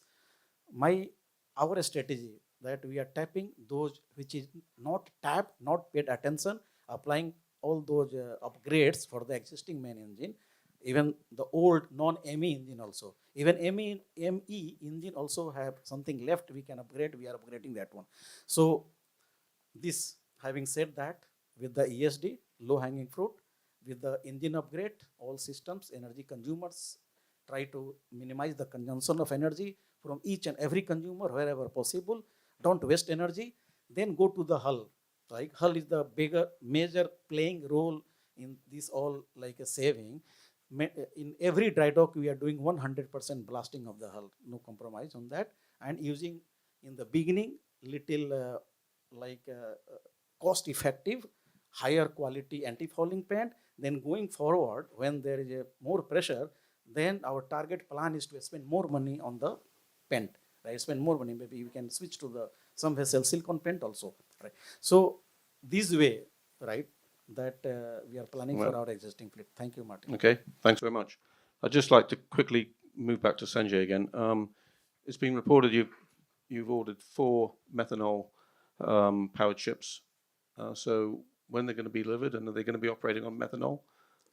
Yeah, so Pacific Basin is, I think, one of the first movers in the bulk carrier space in Hong Kong. And we have ordered 4 methanol dual fuel ships, and they'll be delivered 2 in 2028 and 2 in 29. And that is from the NSY shipyard in Japan. So the business case which has come out to order, these bulk carriers, because we all know methanol is going to cost us 4 times the cost of standard fuel.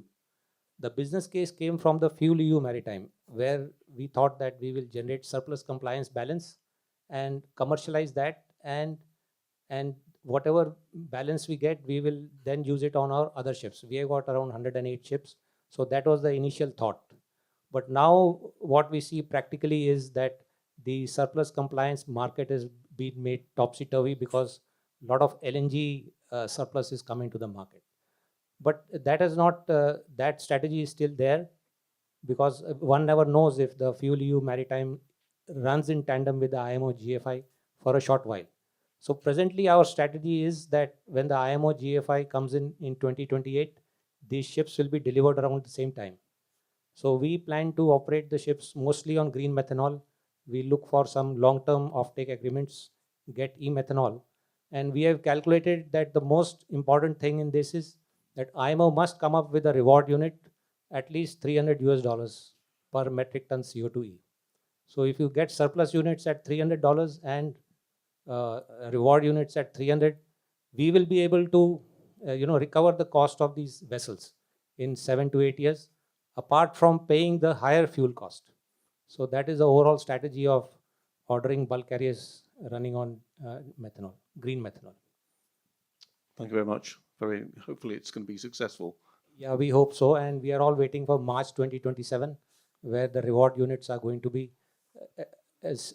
and also how exactly they are going to calculate. So we have taken some approach which we are not very sure is the right approach, but we are hoping that our calculations play out. Thank you. Thank you very much. Next question for Rachel. Thank you very much, Rachel, for your very interesting presentation. And one of the items you presented was that basically 92% of ships on a gross tonnage basis are only able to operate on conventional fossil fuel. So going forward, I mean, we're still going to have many, many ships on fossil fuel. So looking at the longer term, 2025 to 2050, what drop-in fuels do you think would be the best ones for the fossil fuel powered ships? Because they're still going to be there in another 10 to 15 years' time. Yeah, thank you for the question. Actually, when we talk about drop-in fuels, it means it doesn't require huge retrofit of the main engines. And for these existing vessels, the only drop-in fuel options will be biodiesel or e-diesel. Biodiesel may comes earlier, and we see already last year when we did the biofuel study, we collected the production and the supply in the market, and we see already some good positive supply in the market with B30 or B25. Even there is also some plan in mainland China to bunker the biodiesel for the vessels. And last year, actually, the price was good or okay, and not so high as expected. But we need to, be aware and prepare that, we see already the high demand from all the existing fleet, especially when the IMO GFI take into place. And then we see already the very constrained supply from the production, because biofuels only comes from biocarbon resource. So there is a limited supply in the future. So that means the price won't be good for the market. So if we talk about the lowest cost decarb solutions, that would be, again, the energy efficiency measures. And we may also explore further gains by utilizing carbon capture, if that is approved by the regulations. And we may also expect high gains from the innovative, like WAPs, like ERS, or some other innovative technologies that, as Harry already emphasized, should always be adopted as long as it's applicable. Yeah, that's right. Thank you very much. And certainly we're looking at China for producing lots of the new fuels, because they've got the most sustainable energy in the world. So hopefully that'll produce many fuels, not just for shipping, but for other industries as well. So moving on, I'd like to ask Kim Song. Basically, you gave us a very interesting presentation, but there are some massively expensive retrofits which owners would have to be grappling with. But for the older ships, which can't be really converted because they haven't got the latest engines, what's your proposed solution for them if they've got a WinGD engine? The low-cost retrofits which they can do. When it comes to the low cost, actually, to the existing engine, I think the things that we can do is engine control systems. Okay, you just need to upgrade the software that which is original installed on the engines, or you just replaced with the new control systems, which we have developed during the last few years with, for example, this engine data and collection and monitoring systems, engine diagnostic systems, which can build a digital twin to monitor the onboard engine circle by circle. Allows to keep the engine in the best performance that it can at this age. Okay, thank you. So what sort of saving then can you make from this? I think this can be rather than 1 to 2%. I'm sure, yeah. At low cost, very low cost. Yes. So it's maybe spent only for a few days when you dry dock. Okay, thank you. Okay, moving on to Mark, SeaKapital. As a leasing company, SeaKapital has been buying ships or leasing ships. Have you been targeting ships with low GHG emissions? I mean, particularly. Yeah, well, as a leasing company, and drawing from my previous life as a banker, a lot of the investment decisions that we do are actually driven by our clients. And speaking to the multitude of our clients today, you'll see that they always have this in the back of their mind.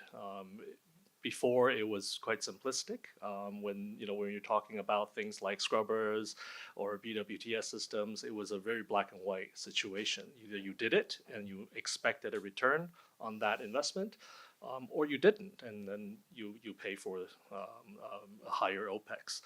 But with decarbonization, as the innovations that we have heard so much about today come to the fore, it is a real complex optimization problem, and it's different for every shipping company, and in fact for every ship.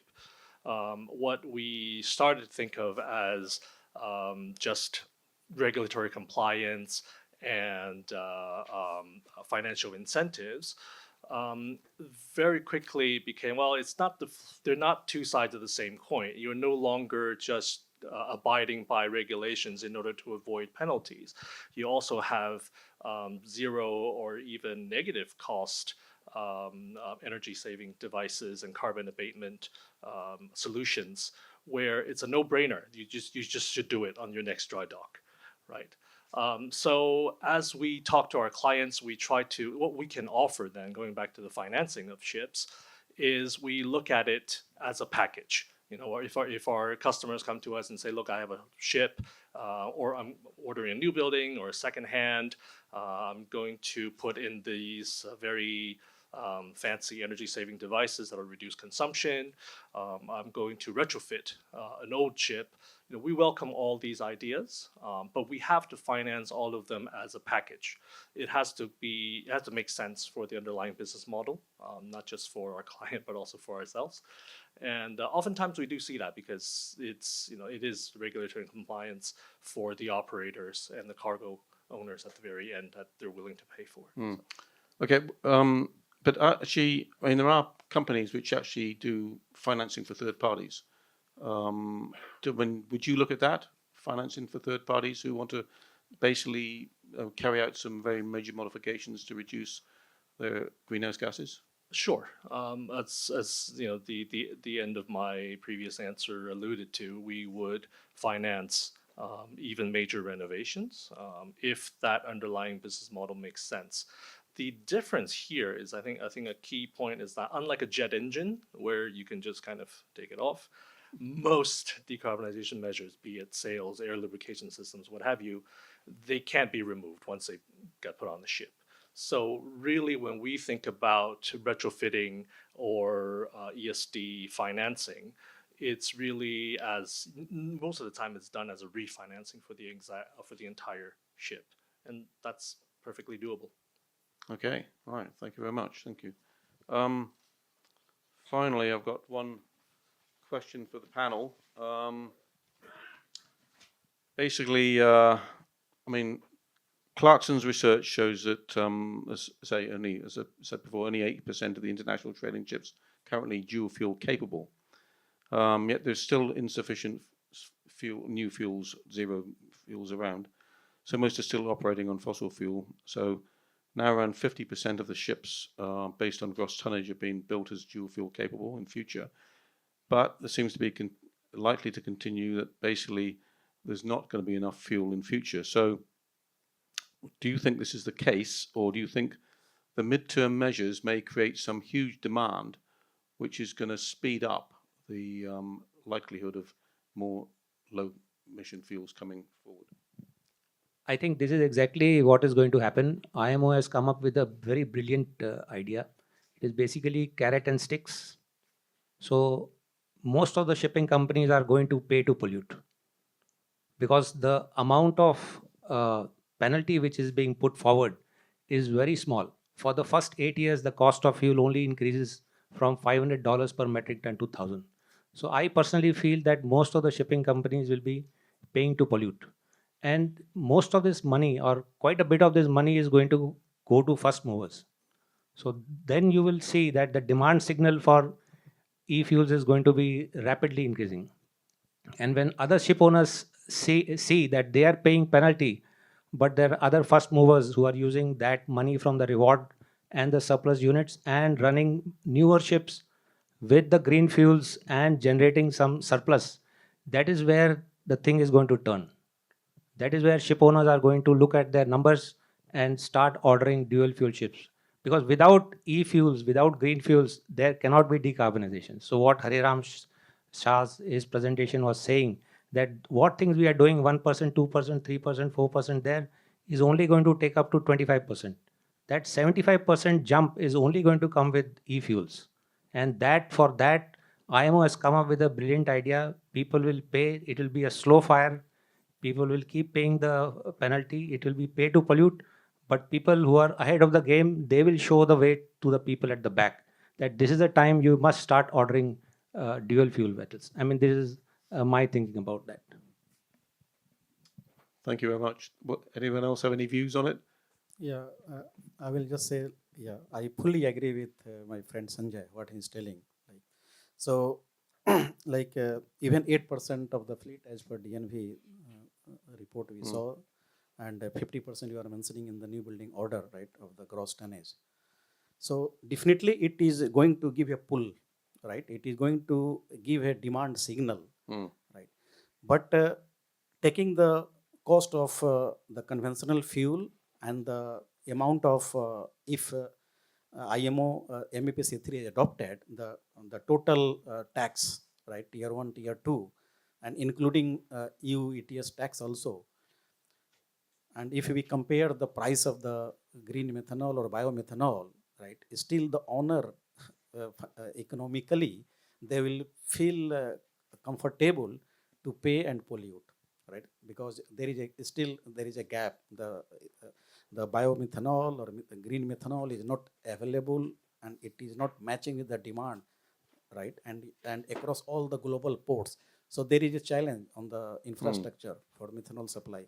So pay to pollute, yes, definitely will go together, and some advance forward, like advance movers will get the benefit, taking the of the incentive. But after 2035 or onwards, if we see that there is a this penalty is increasing rapidly, there is a huge penalty. Like it is becoming equal to the cost of the HFO, right? So say HFO is 450 ton per $450 per ton, then this tier 1, tier 2 tax also becoming around same amount, almost equal to the cost of the fuel.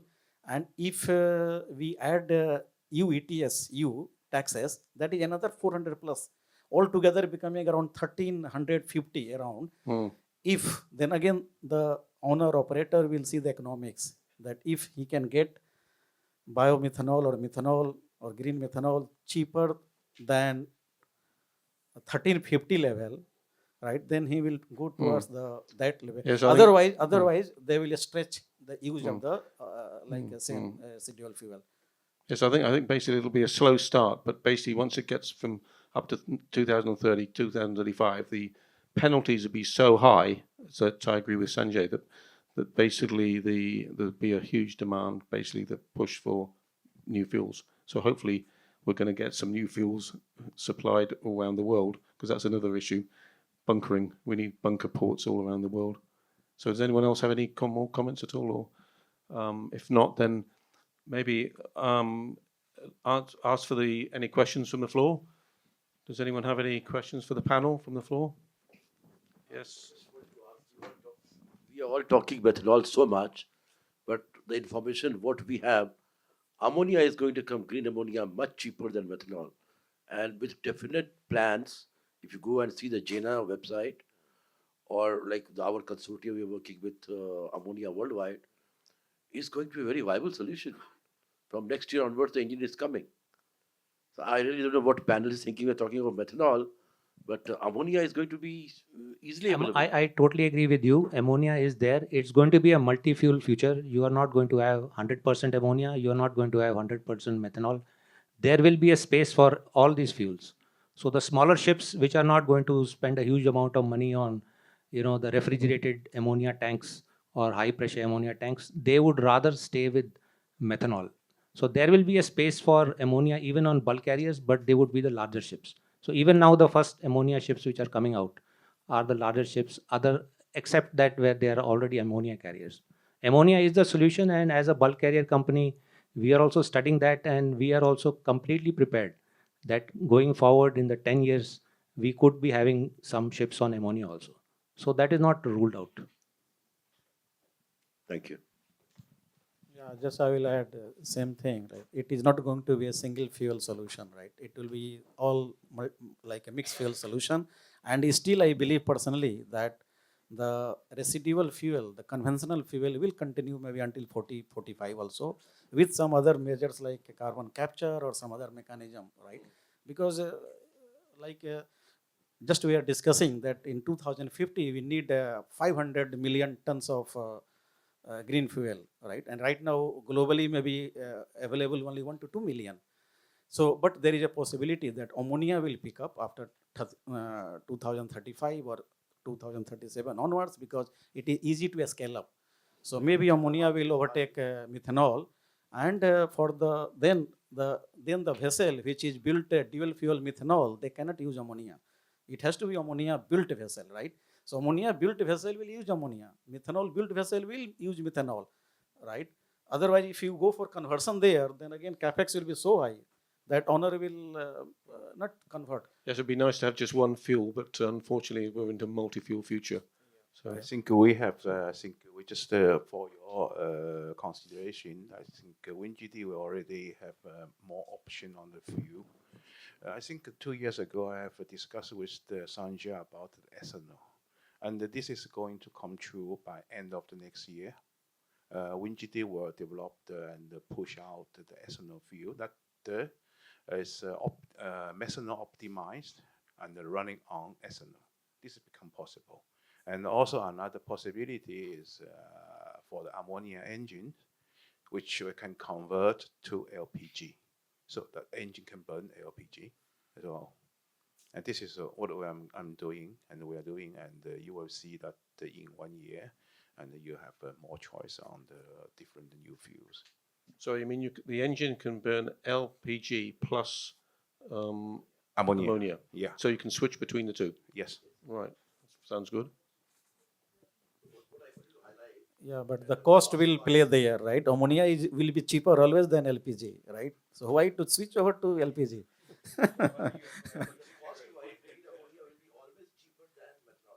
Ammonia will be cheaper than methanol and LPG.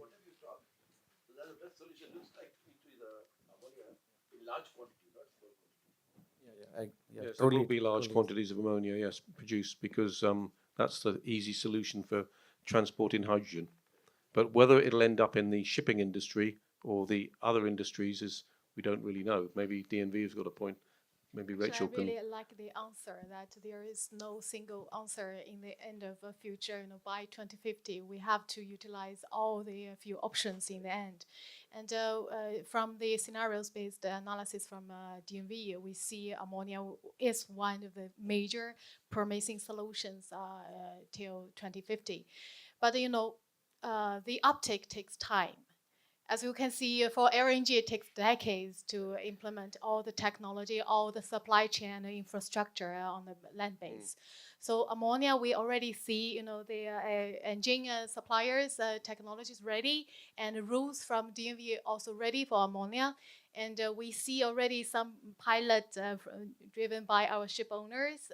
And then actually the speed is quite faster, even huge faster than the previous LNG's transition, right? So it takes time, but it requires all the cross-industry collaborations to invest. Yeah. But I think actually, if you just look back and say, okay, where were we in 2020? No, we're just talking about basically 2020 was when we actually went to low sulfur. We weren't even thinking about these new fuels. So actually, a lot has happened in the last 5 years. And we're speeding up, and actually by 2030 there could be some huge changes.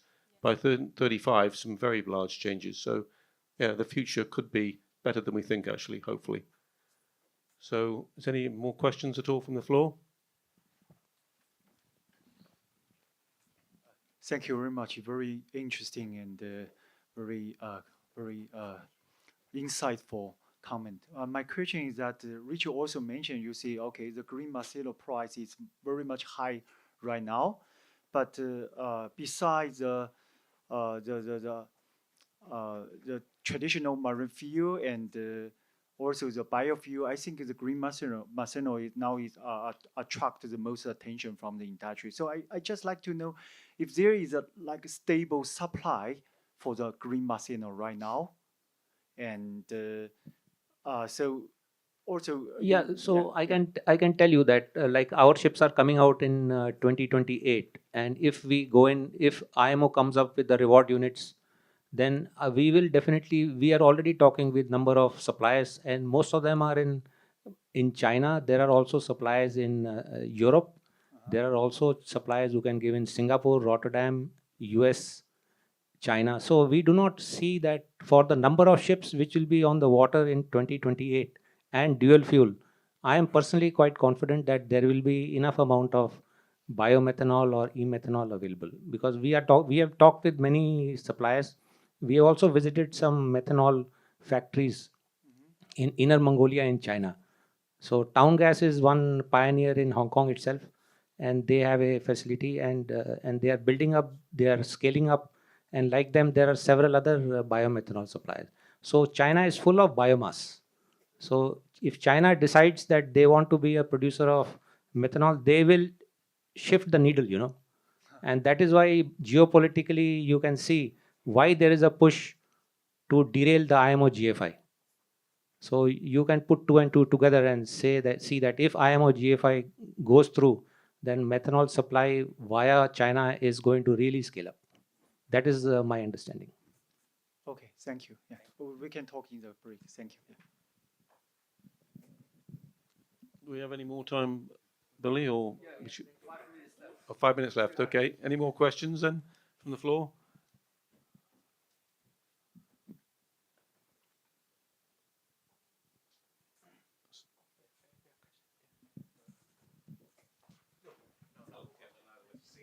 Yeah, thank you.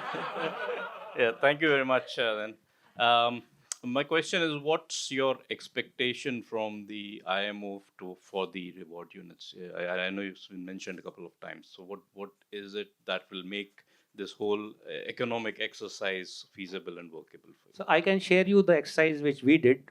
So this methanol standard ship would cost, let's say, $36 million.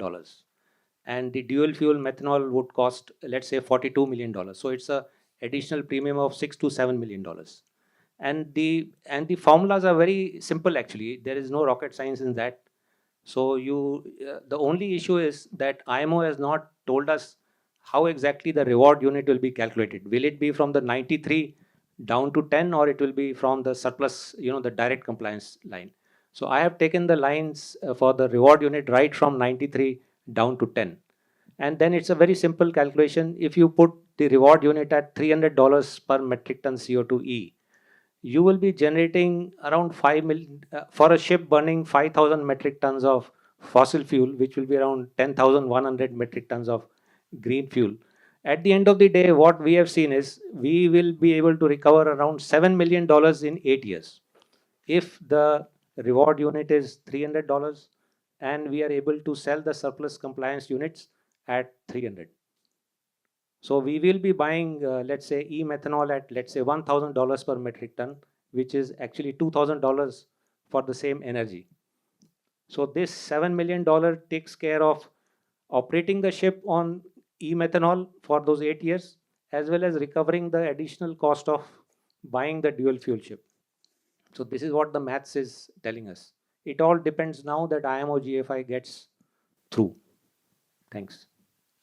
The $300 figure is the expected figure, which will give a good comfort zone for the owners, operators, around 300. If it is going below that, then there will be a very tight situation.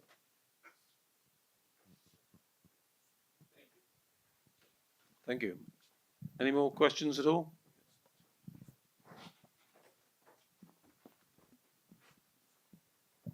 I have another question suddenly arises in my head. Also towards Rachel. So, you know, in China, there are a lot of methanol supplied right now, but most of them like green methanol or blue methanol.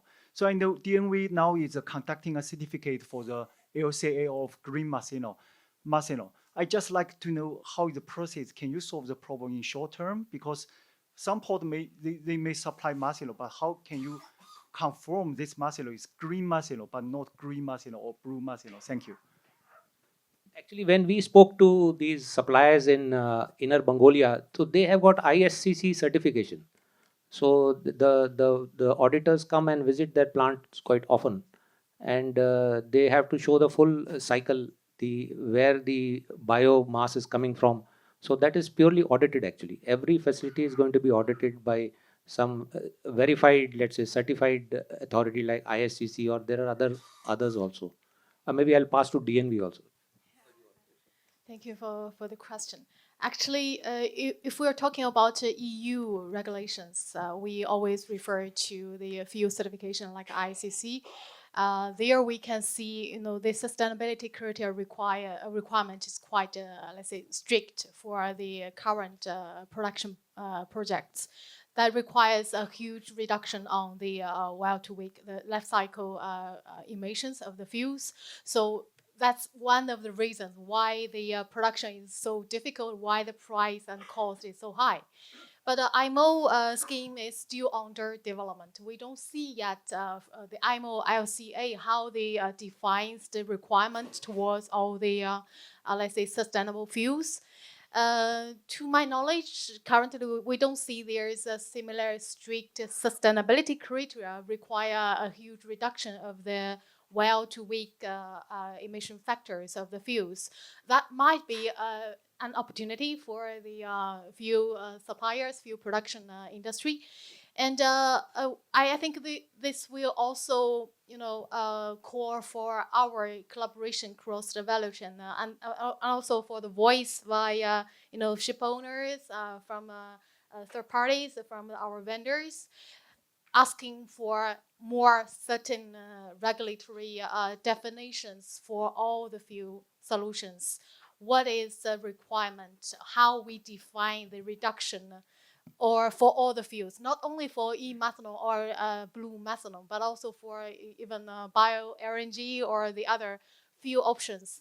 That is the key answer to be, answered by IMO as soon as possible. Otherwise, if everybody only waiting, then for shipping, for maritime, it takes time to order the new ships to secure the new fuels.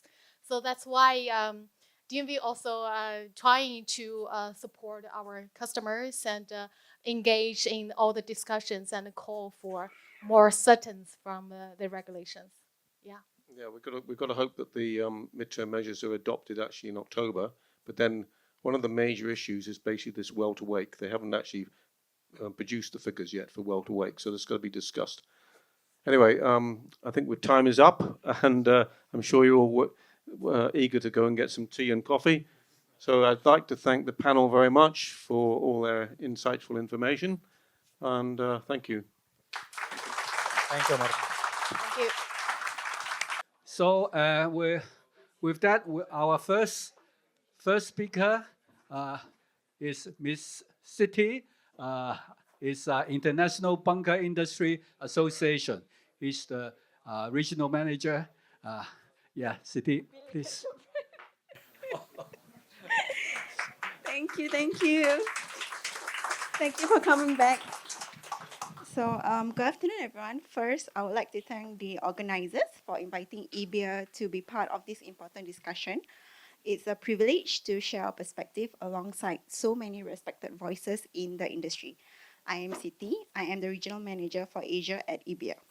Today, I'll be speaking about the global adoption of mass flow meters and how standardization, policy engagement, and industry best practices are helping us build something that is absolutely essential in bunkering, trust, and transparency.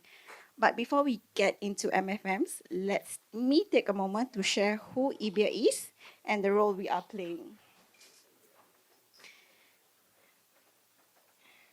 So IBIA is the voice of the global bunker industry, from suppliers to surveyors to regulators to ship owners and buyers, of course. We don't just observe policy at the IMO. We have consultative status, which means we shape and influence it. Our role is about creating trust across the value chain through standards, education, and collaboration. So I didn't mention what does IBIA means. It's the International Bunker Industry Association. So these are the aims of our association, so I shall not go much into it. Okay, so on this slide, you will see a map of the world's largest bunkering hub. This is based on the OPEC's World Oil Outlook.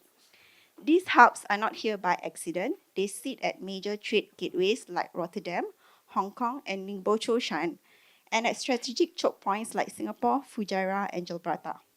These are the places where global shipping converges and where accurate, trusted fuel delivery matters most. Let me frame it with a simple story. How many of us have ever disagreed over a bill?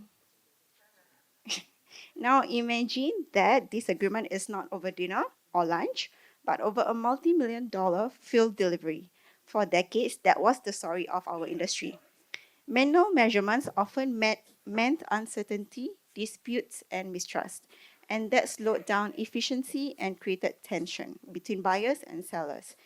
MFM will change that story. It replaces doubts with accuracy, efficiency, and transparency. And in doing so, it created the foundation of trust that bunkering needs as we move forward. But this brings us to an important question. Why do MFM matter so much, and why are they being adopted by more ports around the world?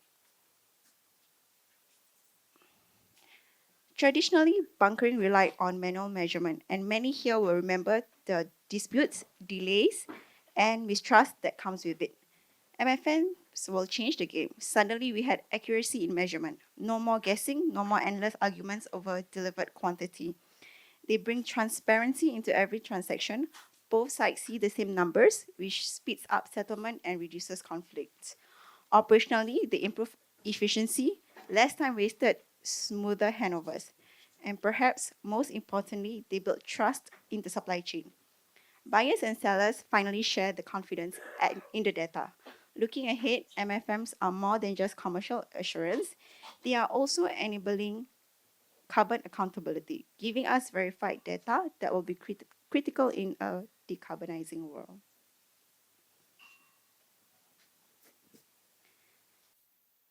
Standardization is really the foundation of trust in bunkering. Without it, every fuel delivery can turn into a debate about numbers. Technology alone isn't enough. An MFM can be precise, but unless there are clear rules on how it's installed, sealed, verified, and maintained, trust in that system will quickly erode. That's why Singapore's approach was powerful. They didn't just adopt MFMs, they codified their use. Every unit had to meet a specification, be verified against a master meter, sealed against tampering, and checked by trained surveyors. In short, Singapore transformed hardware into a credible, enforceable system. And this is the pathway we see globally. First, local benchmarks like SS648, then the international alignment through ISO 22192, and finally, global harmonization where the whole industry recognizes and adopts the same trusted standard. Standards and technology are important, but on their own, they don't move the industry. What really drives adoptions is policy. Singapore was a turning point. Since 2017, with MFM made mandatory, disputes dropped dramatically. That success set the benchmark. Now we are seeing momentum spread. Soha in Oman is the first Middle East port to mandate MFMs in 2025, aligned with ISO 22192. Rotterdam and Antwerp Burgess are planning mandates by 2026, and others are actively exploring the adoption. Policy doesn't work in isolation. It requires collaboration. That's where IBIA steps in. From surveying show overwhelming industry support to training delivered in Antwerp and Rotterdam, and this November, a dedicated workshop in Hong Kong with Metcore International during Hong Kong Maritime Week. All this is reinforced by our global advocacy at IMO and ISO forums. And when we talk about success stories, we always come back to Singapore. It's the living case study of how policy, industry, and standards come together to deliver trust and transparency.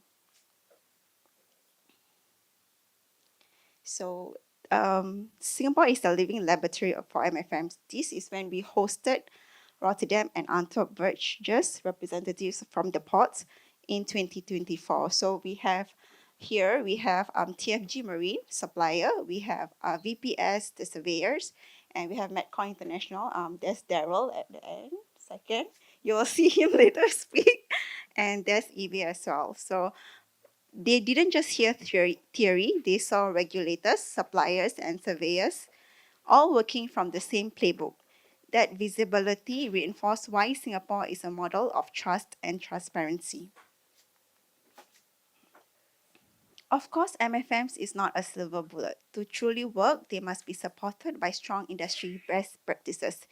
It's not plug and play. MFMs only work if the system integrity is maintained, calibration, verification, the right training. Training matters. Bunker tanker crew and surveyors need consistency in how they apply the standards. And digitalization is the next step. Barge to vessel, vessel to consumption, creating a seamless chain of transparency. The Singapore experience shows that reduces dispute, builds efficiency, and ultimately saves time and money.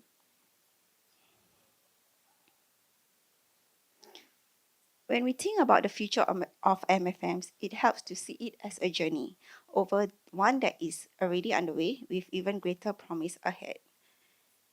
Think of adoption as building block, first regional, then global. By 2026, more regional hubs will mandate MFMs. By 2030, we will see alignment across IMO and ISO frameworks. Longer term, MFMs could underpin carbon reporting system, becoming not just a commercial tool, but a compliance one. This slide ties it all together. Think of it like a puzzle. Every piece has to fit for the system to work. Standardization gives us the common rule book. Policy engagement ensures these rules aren't just written down, but actually mandated and enforced. Best practices make sure technology works in practice, not just on paper. And collaboration is what binds it all together. Industry, regulators, and port working as one. If even one of these is missing, trust breaks down. But when they are all aligned, we get a system that is credible, transparent, and globally recognized. So where do we go from here? This road graphic says it clearly. Our journey rests on 3 signposts: trust, transparency, and accountability. For policymakers, accelerate harmonization. For industry, share and adopt best practices. Don't reinvent the wheel. For all stakeholders, remember the MFMs are not just about accuracy. They are about trust, transparency, and accountability. That trust will fuel not just our ships, but the future of our industry. Mass flow meters represent more than just a technology upgrade. They represent a shift in how industry builds trust. Not long ago, bunkering was defined by dispute, delays, and doubts. Today, with MFMs, the story is changing. It's about accuracy, transparency, and accountability. And as shipping moves into a decarbonizing future, that trust becomes even more important. MFMs can be the bridge connecting today's fuel delivery with tomorrow's emissions reporting. The opportunity is clear. By scaling adoption globally, MFMs won't just fuel our ships, they'll fuel the credibility and future of the entire bunkering industry. So this is during Hong Kong Maritime Week, we will organize a workshop specifically for mass flow meters together with Metcore International. If you are keen, can just scan the QR code. We are also organizing I have to do a plug here. We are also organizing our IBIA annual Hong Kong convention. So yeah, more details can just scan the QR code. Thank you.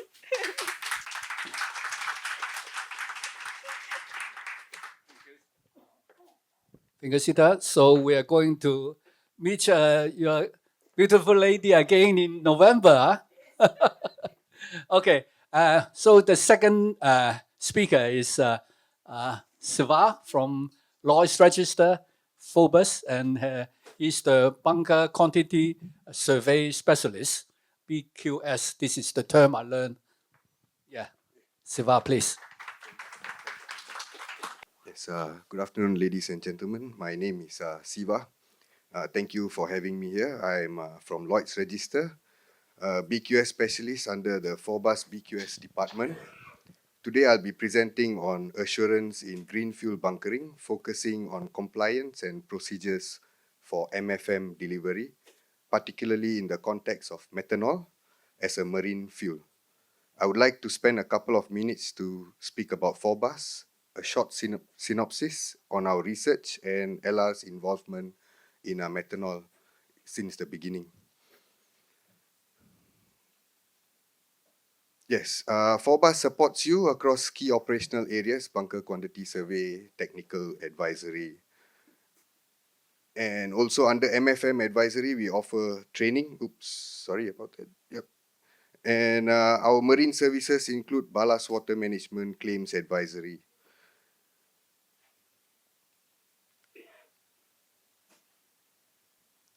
So methanol as a marine fuel adoption and growth. Adoption is definitely accelerating. As of early 2025, over 60 methanol-capable vessels are in operation, 300 more on order. Nearly 700 ships are methanol ready. Major players have secured long-term offtake agreements, and the infrastructure is expanding globally. So methanol capable fleet size grows from just a handful in 2020 and to an estimate of 700 vessels by 2030. I think this was discussed earlier where, you know, within a short term, there's an explosive growth. So methanol-ready vessels accelerates sharply post-2024, reaching 1,700 vessels by 2030, indicating strong future retrofit potential.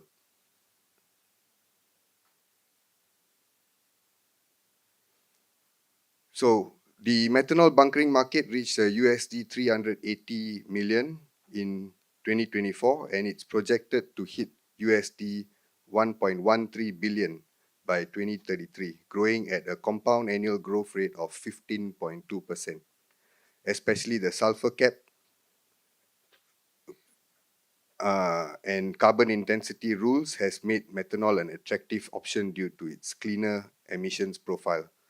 So yes, methanol has clearly gained traction and moved from pilot projects to early commercial scale with strong regulatory and technological and market momentum.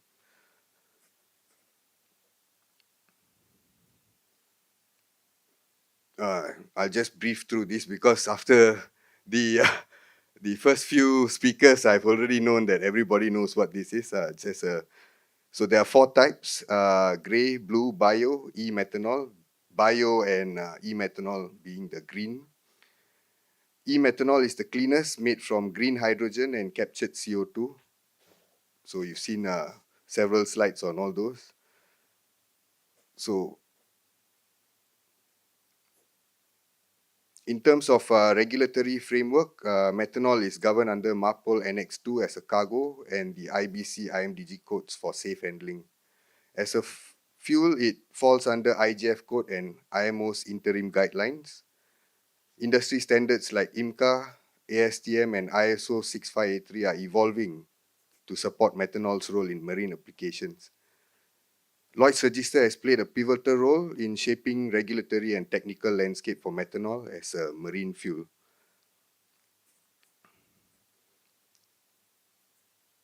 So before I go into the details of bunkering operations, as mentioned previously also, there's a lot of safety aspects to look for it. And LR advocates safety as a top priority in any business we conduct. As such, methanol demands extreme care. It is flammable, toxic, and violently reacts with oxidants. It's a clear flame, so it's hard to detect in daylight. So it's important that safety protocols include proper PPE, ventilation, and emergency readiness and communications. Bunkering methanol involves 3 phases. Pre-bunkering includes risk assessments, compatibility checks, and crew training. During bunkering, surveyors verify quantity via MFM, monitor safety, ensure proper communication. Post-bunkering involves disconnection, sampling, and documentation. Surveyors play a vital role in ensuring transparency, compliance, and safety. So it's important to note that training and competency for both crew and surveyors must be trained in handling methanol and MFM procedures to ensure safety, compliance, and transparency. Required skills, familiarity of the characteristics of methanol and how a MFM operates, and a very important safety aspect is communication.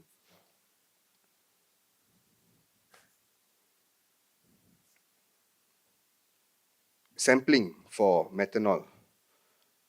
It is done via a bunker sampling flange with a needle valve and a stainless steel container as seen previously. Continuous drip sampling ensures representativeness. Surveyors witness the process, verify sample integrity, and document everything.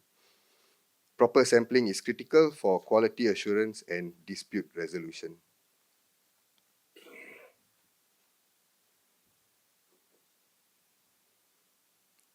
So it's important to note that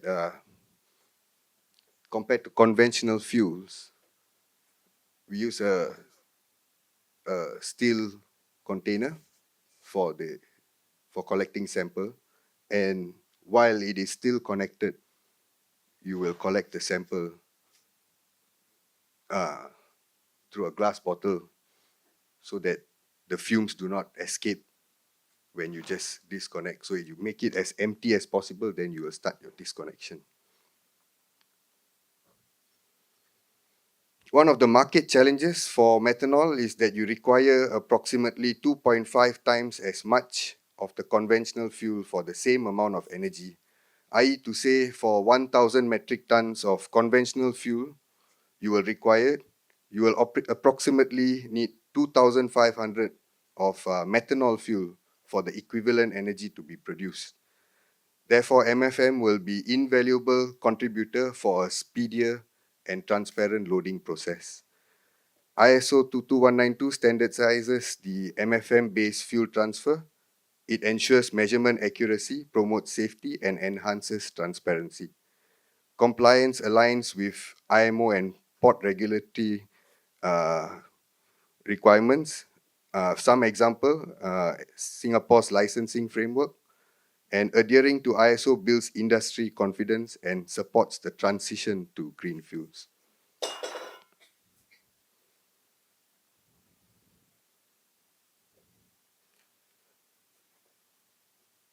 So, if you have any questions or need further information, please don't hesitate to reach out to our respective emails in our teams. At Lloyd's Register, we take great pride in being your trusted advisors, supporting safe, transparent, and compliant bunkering operations.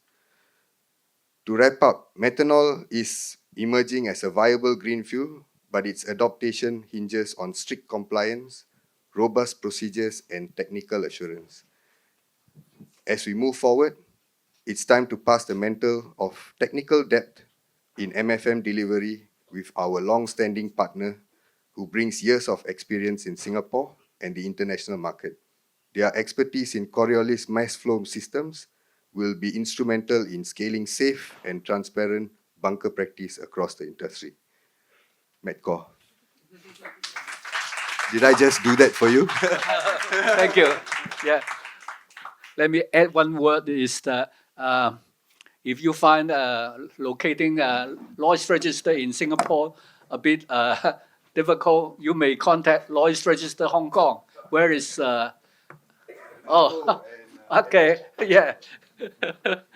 You know them, Okay, Daryl. Yeah, it's Metcore, it's quality manager, Metcore. Yeah, good afternoon. I'm Daryl. I guess I don't need to do so much introductions. And thanks to Siti and of course Siva to mention our company. Just have a very beautiful slides here. It was done up by my boss, Derek's PA. You don't want to just bring out some sort of unique features about Hong Kong. So she has this, I don't know what kind of boat you call this, but I thought this would be nice to actually flag it up for my first slides. All right.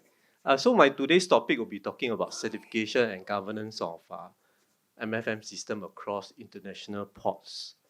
Why international ports? And you know from news from what have relayed through by Ms. Siti here, we are one of the service provider looking at the measurement solutions for the Singapore local industry. Over the years, we have went through quite a lot of transformation, I would say. I joined Metcore back in 2020. Before that, we are still a consultancy firm. We do a lot of advice in terms of the setup of the mesometer on board the bunker tankers. That was throughout the years from 2012 all the way to 2020.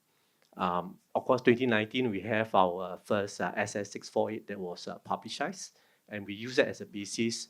MPA used it as a basis for them to adopt the MFM for bunkering measurement. So I'll just go right into what I have to say. I have a script here, but bear with me. Down the line, I'll just try to explain what I'm trying to say here.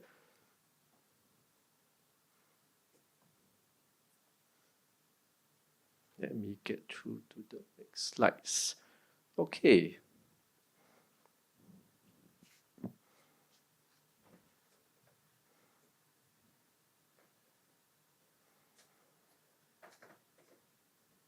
Okay, as members of the bunkering industry, I believe many of us agree that we witnessed significant change over the past few years in the bunkering sectors.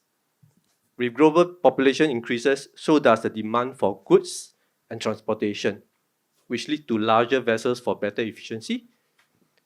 Maritime transport also remains essential to meet these needs. At the same time, environment sustainability is a major focus. Alternative fuels like methanol, I think we have mentioned quite a bit here in the earlier session, are being explored to reduce emission. I think that's very clear. With fuel accounting for up to 70% of a vessel's operation costs, and alternative fuels often considered more expensive. As such, minimizing fuel losses is crucial. This makes accurate fuel measurement more important than ever. To address this, MFM has become widely adopted as a reliable method for bunker fuel measurement.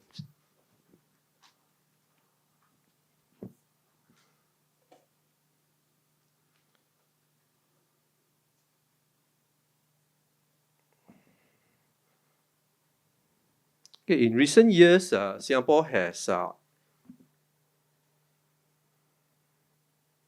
give me a second. Over the years, Singapore has embarked on a progressive journey towards methanol marketing, supporting the sustainable and safe implementation of alternate fuels. A key milestone was reached in July 2023, when the country conducted its first methanol delivery operations, a significant event that provided valuable learning lessons for stakeholders across the industry. Building on this progress, Golden Islands is one of our operators. Methanol bunker tankers called Golden and Terrace has since arrived in Singapore and is currently undergoing fuel system testing. The fuel tests are being conducted out in accordance with the newly introduced technical reference TR129, which sets the standards for safe methanol bunkering operations with the use of MFM. I think just now, Siva talks about the methanol, and we have the several vessels that has arrived in Singapore for methanol delivery. There's one that is subjected to a few tests up in the coming weeks. So this is something that we are looking forward to. The test will be mainly based on our newly publicized technical reference 129, just for info. Right, we all know that MFM serves as a digital backbone as well of modern bunkering by delivering real-time and traceable measurements, which help make fuel delivery more efficient and transparent. MFM, however, is more than just a measuring devices, and when it's paired with the digital technology, it becomes a key driver of digital transformation in the industry. Besides the benefits of accurate quantity delivery, MFM can seamlessly integrate with digital systems such as the electronic bunker delivery nodes platform. So we have in fact introduced the. Oh, did I step on something? Okay, it's fine. So for we have the new edition of 2020, this SS648, which was published last year. And I think from here we can tell that we are also introducing the electronic bunker delivery nodes. So in this case, we are actually going to digitalizations, right? This is something that we can actually relate to you all.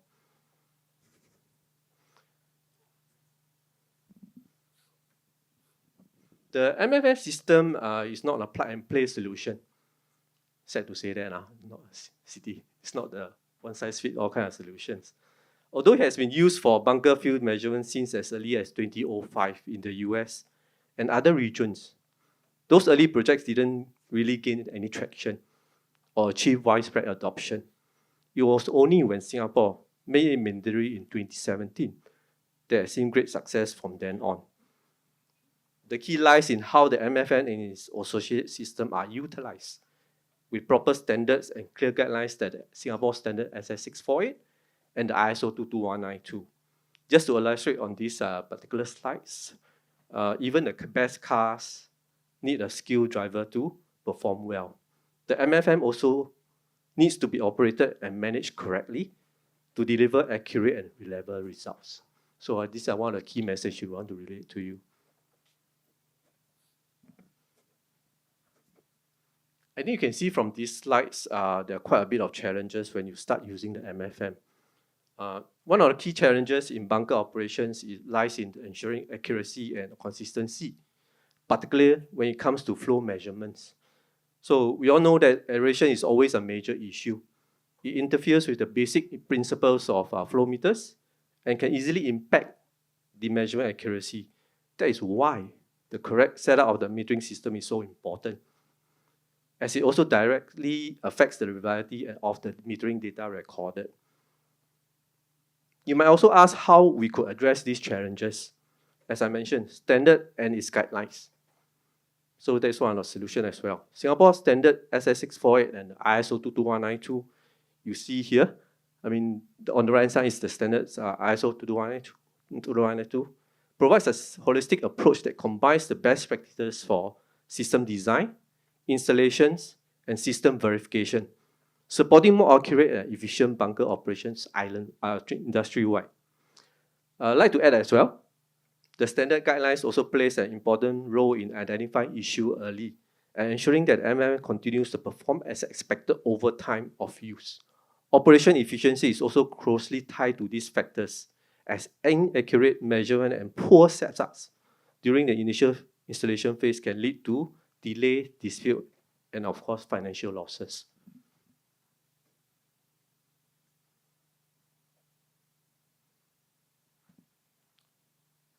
From the standard and conformance standpoint, the SS648 and the ISO 22192 are not just considered as technical standards per se.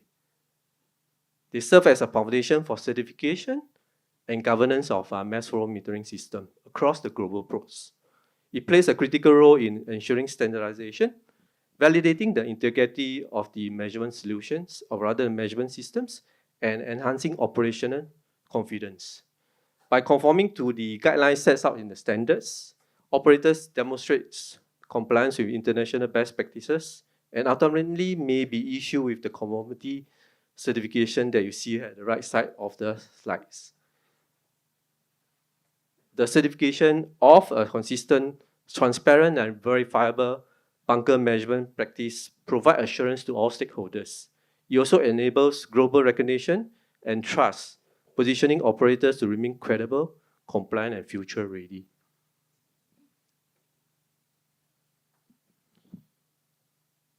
At Metcore, we basically believe that building a trusted and efficient bunkering ecosystem starts with a connected compliance framework. This framework brings together regulations, standards, and technology in a holistic and integrated way. Regulation provides the foundations. They set the rules that guide fair and safe operations. Standard then supports transparency by ensuring consistent practices and reporting across the board. But to truly deliver on this, we need the leverage technology, which enables accurate measurement, reduce human errors, and improve operation efficiency. Since compliance is not one-time task, we commit to continuous improvement, adapting to expectations and higher performance. When these three pillars work together, they create a strong foundation of trust, allowing all stakeholders to operate with confidence. Since compliance is not a one-time task, the approach is, what you see here is the approach is isn't just conceptualized. It's gaining global traction. Our focus on certification and governance of MM has expanded across major international ports from Singapore, Malaysia, and China to Europe, West Africa, and the US Gulf. Certification plays a key role in turning measurement into trusted assurance. With strong governance, we ensure that bunker fuel transfers are not just compliant, but also fair, efficient, and transparent. By aligning these elements globally, we can transform bunkering into a system that stakeholders can trust, not just one region, but across the world. So this is basically my last slide. Yeah, this is all I have to say. My boss was telling me that I don't have slides to introduce Metcore. So what I have is just a QR code here that please scan and look into our website to look at all our services and our certification program. Thank you. Thank you, Daryl. Our fourth speaker is Mr. Vernon Zhang. He's Sales and Marketing Director of Chimbusco Pan Nation. Yeah, Vernon.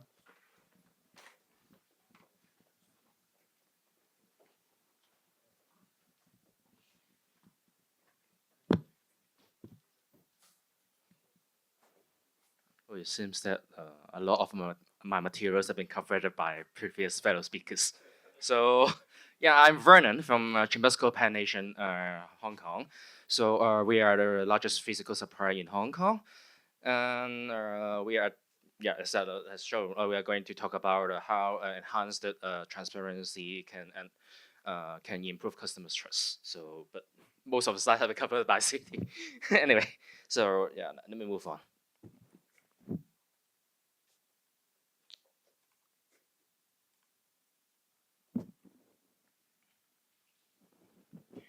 So let me start with the problem proposition.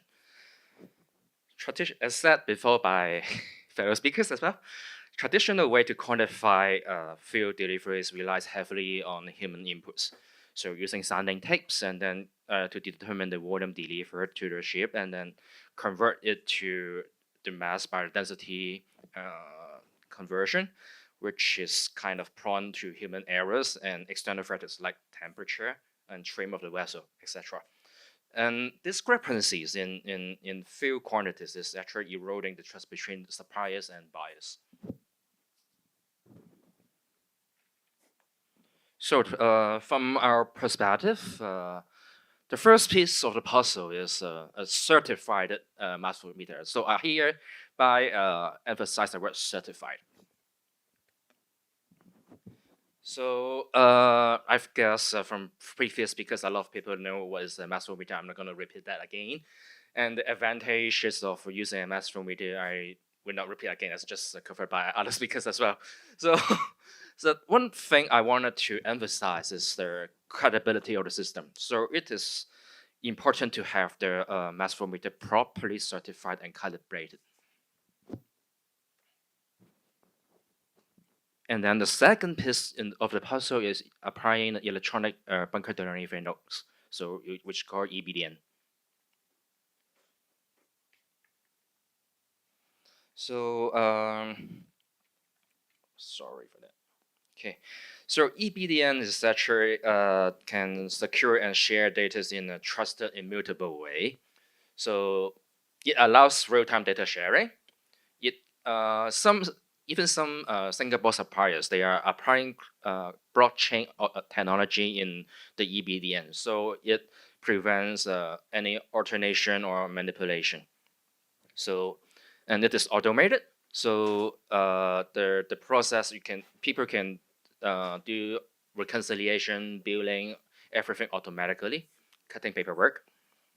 And fourthly, so enhancing auditability. So as said, this everything is secured and transparent in the system. So it allows audit simpler and more robust, aiding regulatory compliance and swift dispute resolution if that really happens, unfortunately. So and lastly, so that we can see the synergies of using MFM and EBDNs together. So the MFM measures the quantity, it provides data, it is a source of data. So it fits the data into the system and then through the EBDN system. So everything is automated. So it is an end-to-end digital, trusted, and transparent record for the entire bunkering process. Okay, so we can see, we've seen the synergies between the MFM and the EBDNs. Yeah, indeed, to be honest, they are very good tools to improve transparency and operations. But however, who is going to regulate this? Who is going to enforce the rules? So benchmarking from successful cases, for example, in Singapore. So regulatory bodies are needed to regulate and enforce all these mandates and regulations to make sure everyone are using the tools complying with the laws and the standards. So as a whole, digital transformation is a key to improve transparency, which in turn gaining trust from the buyers. Now the technology is making it possible. Some buyers are now prioritizing ports for bunkering, where MFM is mandatory for bunker suppliers. Plus, there is strong local enforcement from the regulatory bodies. Our company is in Hong Kong are moving into that direction. We are the first one in Hong Kong to install MFM in our barges in year 2015, way before 2 years before it is being mandated in Singapore. And we are also moving forward to looking into investment into EBDN systems to streamline the process and to cut all paperwork. So we can see a benchmark from successful cases in Singapore. If we look at the bunkering volume between 2016 and 2017, we can see after the mandate of MFM, we can see actually the bunker volume in Singapore is increased. It's not damaging the industry. It is indeed attracting buyers to come over to the port. So that's the end of my part, and yeah. Less than 5 minutes. Thank you.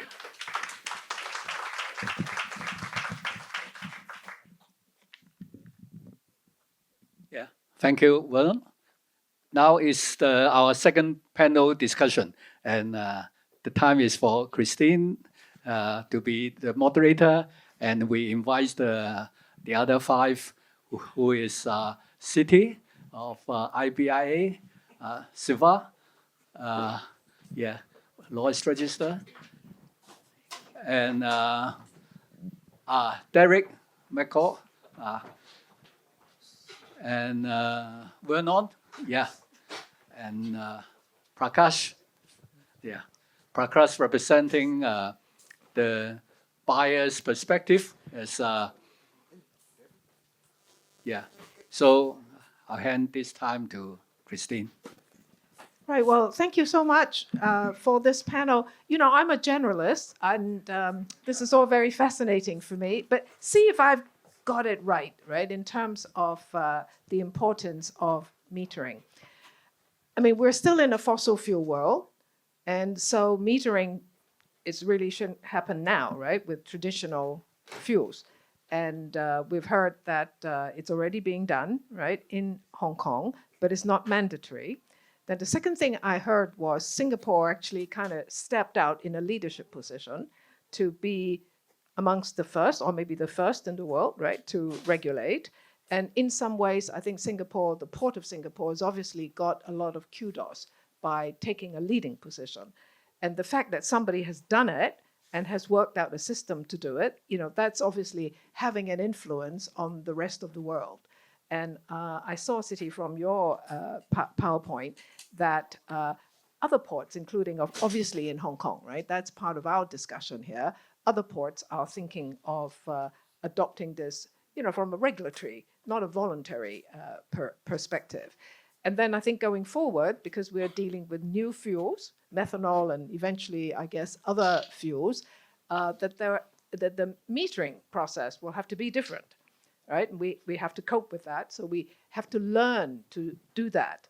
So my first question really to the panel is, sounds entirely reasonable, And there was one of your slides, I think showed it very well. It's like that curve, that road, trust is important, then you have the transparency, then you have the accountability, and then in a way, this is a new process that will make buyers very comfortable. And I guess the implication is that if you're a seller, you might be cheating a bit by giving less, That's the whole idea, Why we want, when you're kind of putting conventional fuels in your car, Whether they've actually put in the amount or whether somebody has been fiddling with the meter, So I can completely understand that. So What's the downside? Is it costing more? So maybe from the perspective of Prakash, maybe, now that you've heard others talk, it's costing you more. How much more? I don't know. Thank you, Christina. So from a buyer perspective, it is not costing me more. It's giving me reliability, trust, and assurance that the quantity what I have ordered will be delivered. So as a buyer perspective, this is what. From the seller perspective, from the bunker party, they are at loss because they cannot do any cheating anymore. Sorry to be using that word. So, no, because I have, we are a pretty large fleet. Every week, at least, we are bunkering 1 or 2 container ships. At least from 2,000 TEU container to 24,000 TEU container coming here. And 50% time we have dispute. 50%? 50% time. So, this is my perspective for MFM. And what we need from the government, Hong Kong government, is a very clear guideline on the calibration of the MFM and same time make sure that it's tamper-proof. That is what we need from the government. For that, we need very few companies who can do the calibration of the MFM. Not 20 companies, not 50 companies. We need only few companies, 3, 4 companies, so that there's less chance of making things wrong. And similarly, the MFM supplier should be also identified by government, approved by government. You just cannot buy MFM from anybody. It has to be approved vendor who can supply to the bunker supplier in Hong Kong. So, this will make it very clean. Then we need a dispute resolution committee. Suppose there is a dispute, even after MFM, then there should be a dispute committee formed by government or the association of the liner association and the bunker association who can sit together. Everything is transparent now. It is all these bunker readings can be seen online. Similarly, calibration certificate can be seen online. So MFFM give us so much of trust. So we need MFM as a buyer. Well, I guess from the point of view of Hong Kong and other ports, right, that are thinking of doing this, I'm sure each one of you have some special advice, areas that you think are really important that we should take on board. So, City, maybe I can start with you. What advice would you have? I mean, now that we're starting, right, I think we'll end up doing it in Hong Kong, obviously. It's just a matter of how fast we will go. What do we really need to do? What are the steps? I think I'm a Singaporean. I'm very proud of what we have achieved with MFMs. And I think I spoke with someone and then someone said he's here to help Hong Kong compete with Singapore, in terms of the maritime, being a maritime hub. But it's not about competing. It's about learning from each other and collaboration. So I think Singapore has set the standards. We have the SS648 has laid out the foundation, so how do you calibrate your meters? How often do you calibrate your meters? So all this is, for me, is very important. And then training the people, that's another thing. Yeah, so that's the 2 areas that I think are important for the Hong Kong government to look into. Yeah. Siva? Yeah, just to touch on City's point on training. When Singapore started, right, MFM was something new, and normally people fear something that they don't know.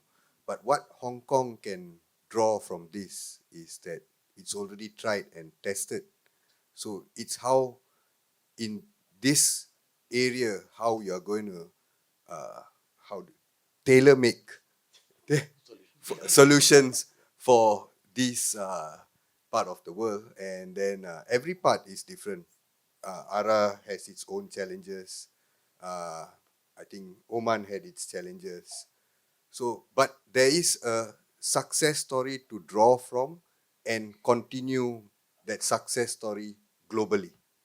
That's what I'm saying. So training is a very important aspect to this. Can I just maybe drill down on this a little bit? And anyone can offer perspective. I mean, because of course you're right that every port has its unique features, And every port also presumably has some cultural perspective, right? And I guess if you're in a port where there's always a lot of disputes and cheating is going on and so on, maybe there'll be some stakeholders there that may resist, right? It may take longer. I mean, I don't know really what the issues are, but I think these are, just as a generalist, right? We can kind of guess those would be some of the issues. When you say you're going to tailor make something, you're taking all of this into account, right? Can people share a little bit more history with us in terms of, as ports are going through this process? I mean, you're encapsulating it as training, but I think there's probably more there. Tell us more. I think basically, like Vernon has mentioned earlier, putting the history of how MFM have come into play in the bunker industry, the first thing that word is resistant, right? Why change? I've been very comfortable. The culture of bunker has been this way. I love the culture. This is the challenges that we are in that environment. Now, the key, as what mentioned also, the key change is when you want to implement in Singapore, the first thing that the whole industry mentioned, quite a fair bit of it, is that your price will go up. They'll buy from other ports, because why must take from Singapore? That is in 2016 and before, and I was part of that development. These are the words from the whole industry that quite a number of parties are saying it won't work. When they say the price would go up, what were they referring to? They are referring to the right price or wrong price. Actually, what is the right price? So the perception price, which, I mean, as buyers, one of the KPI is price. Right, I mean, that is a challenge. Now, you're going to give me, and the bunker market at that time in Singapore, the right price is more than $10 above the normal price that is in the market. So the joke is, Platts price. It was very profitable for them. Yeah. That's what you're saying, right? It was more profitable. No, at the it's time. the other way around. It's -10. Yeah. The right price is -10 compared to Platts during the days. That means the cargo price can be higher than the bunker price. So there is a bit of challenge of understanding what's the right price. So when introduction of mass flow meter, the first thing is the buyers will move away. But as what mentioned, at that time, the volume in Singapore increased because transparency, trust builds much better, stronger than what is the price. So, but having said that, you're right. You have to train the industry. You have to communicate to the industry. You have to guide the buyers what is the right things. And that builds the success, not about just putting a mass flow meter. It's a whole framework set up that includes communications, trainings, right? And also exactly how the step phases moving forward. I think it is part of a learning from Singapore that it can be very good to pick up from. But I can see Hong Kong, like Chimbusco Pan Nation, is doing very well in terms of taking the part of lead in this, and it is a direction to look forward to in building this way. I mean, for Vernon, having put metering in place already, that is a competitive advantage for you. Is that how you see it? Yes and no, I would say. Yeah. Yeah, as Derek has just mentioned, the KPI for buyers are prices. But with the price of the MFM, which is everything transparent and open to the buyers, it comes with a price. So some buyers might be reluctant to adopt this. Maybe it's hard for them to swallow, but we have to look further. So we can't be just too short-sighted on the prices, but you have to look at the intangible costs after the bunkering. So handling disputes is a waste of time. If things doesn't go well, we have to go to the court, go to the arbitration. Is a waste of time and money. So if we're taking all this into account, I don't think adopting an MFM is a loss. So so I just want to say is people, as for us, we have to be have a broader view of the whole ecosystem rather than focusing on short-sighted gains. Again, from the buyer perspective, So Hong Kong is not so bad as Singapore was before 2017. You know, the Hong Kong in Singapore, every bunker, I as a buyer will receive 10 to 20% less, and that will be filled up by air. So barge will fill up air. Used to call it cappuccino effect. So my chief engineer will call me, sir, all complete. After 2 days, he'll call me, sir, I am 20% short. I am 15% short, you know. And then you have to start the complete investigation, go to court, go to, charterers. So that was the situation before. But with the MFF, oh, very good. And for example, Derek and Vernon will know, Chaosan have 52 barges today fitted with MFF. And one step ahead, they also have a HD video camera who is monitoring the meter all the time. You see, it's online. So that is where China is going. So if anybody is saying that we implement in Hong Kong and China is, they're going to be cheaper, no. Even today, the VLSO price today in Hong Kong is $520 per ton. And Shenzhen just across is $535 per ton. And if I do MFM, I save 3 hour minimum, 2 to 3 hours at every bunkering. Every bunkering. So if I'm doing, say, 3 bunkering in Hong Kong, I save 10 hours for a container liner. 10 hours is a long time of saving. That's the advantage of using MFM. So business is not going to go away from Hong Kong. It's going to increase trust. And most of the, like my owners, they all prefer charters to bunker in Hong Kong rather than China.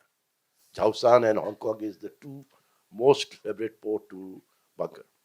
I also see some people clapping just now, right? When I mean, this kind of the full circle of the story, right? The story was Singapore had a bigger problem than Hong Kong, and then they decided to do something else. Correct. That actually put them in a more advantageous position. Correct. There were people who argued about it, obviously, right? But it turned out to be wrong, that actually they got more business. Yes. So that buyers actually like the fact that Correct. there is a fairer, clearer trust system. That seems to be the story, right? Yeah. Today, Singapore is number 1 in world for bunkering. Yeah. But also, am I right that Singapore and Metcore and people like yourselves, right? I mean, you kind of you've ironed out a lot of bugs because of the Singapore experience. Is that a correct thing to say? I mean, you can provide package advice and services. What's the fastest way to learn, in a way, for other ports? I think first of all, the Hong Kong government must do something to make this as a mandate. So it is not a choice for the players to choose whether it is use sanding or MF. It is make it mandatory. It will push things forward, and then we can. Sorry to use this word, but honestly, we can clone from the successful story from Singapore. They have a successful system. They have a successful training people, and then the industry players know what they are doing. And most important is that's just as I said in the decks. I say regulatory bodies must play an important role in this process, just like MPA in Singapore. So they will suspend the licenses of bunker suppliers if they are violating the rules. So Hong Kong can actually simply clone the same system if they want to do that. Actually, I always like it when there's someone else who's done it and has done it well. You can kind of copy, right? Yes. Now, maybe before I open it up to the floor, just one last question. How long do you think it'll take, for Hong Kong or another port, right, to really go through that whole understanding and training process? Well, of course, maybe shorter because we can copy, right? So, but from there to put a scheme in place, you'd say it could be done mandatory, right? It could be done in 2-3 years. It depends on the government, to be honest. Okay. We have been in talk with them for ages, I would say. But about the MFM or about the licensing scheme, we try to, especially when we are talking about alternative fuel for the future, because for example, the green methanol is a lot more expensive than conventional fuel. I'm sorry to say, but that is an incentive for people to cheat. So that is if Hong Kong is really wanted to promote them as a green hub, they have to move fast. If Hong Kong government can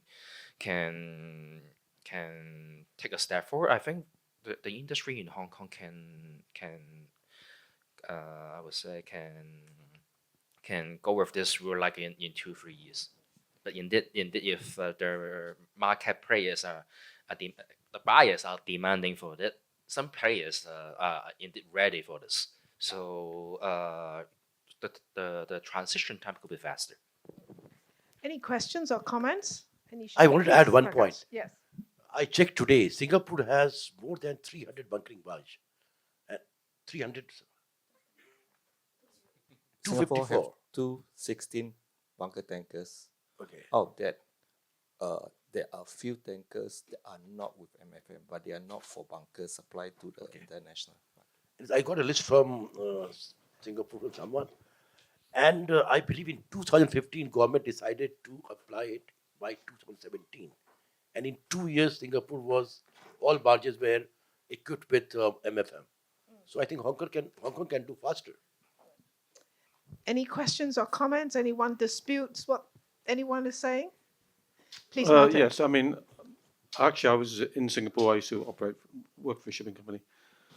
Singapore introduced the MFM actually in about 2011, 2012, but it didn't work.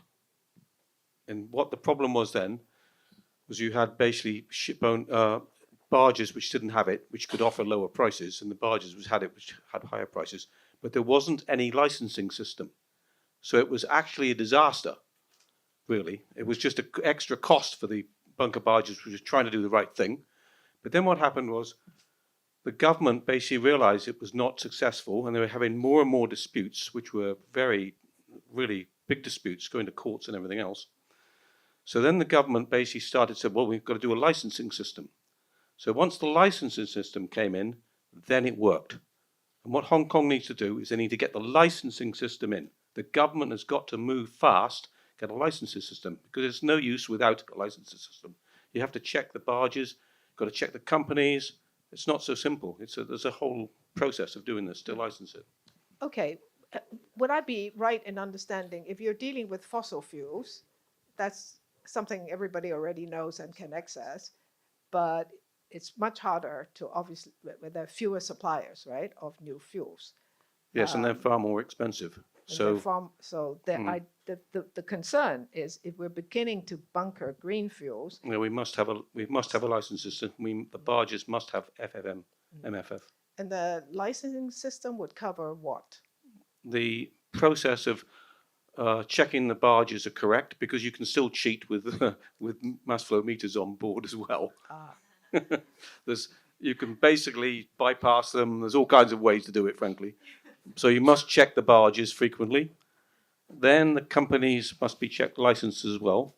And if they're cheating, they basically remove the licenses and the barges can't be used. So that would be a very expensive process for the companies if they didn't meet the licensing requirements. And I think that's exactly what happened in Singapore. Right. Would anyone like to Let me add a this? bit. Yeah. So the licensing system in Singapore covers the bunker supply itself, the barge operator who is operating that bunker barge to do delivery. They also regulate the bunker surveys. So at least these three parts, not only regulating the suppliers. The suppliers can be one party, the barge operator can be the second party, and the surveyors can be the third party. So the whole chain has to be under the regulation and surveillance, I would say. Right. Any other comments or questions or sharing of experience, please?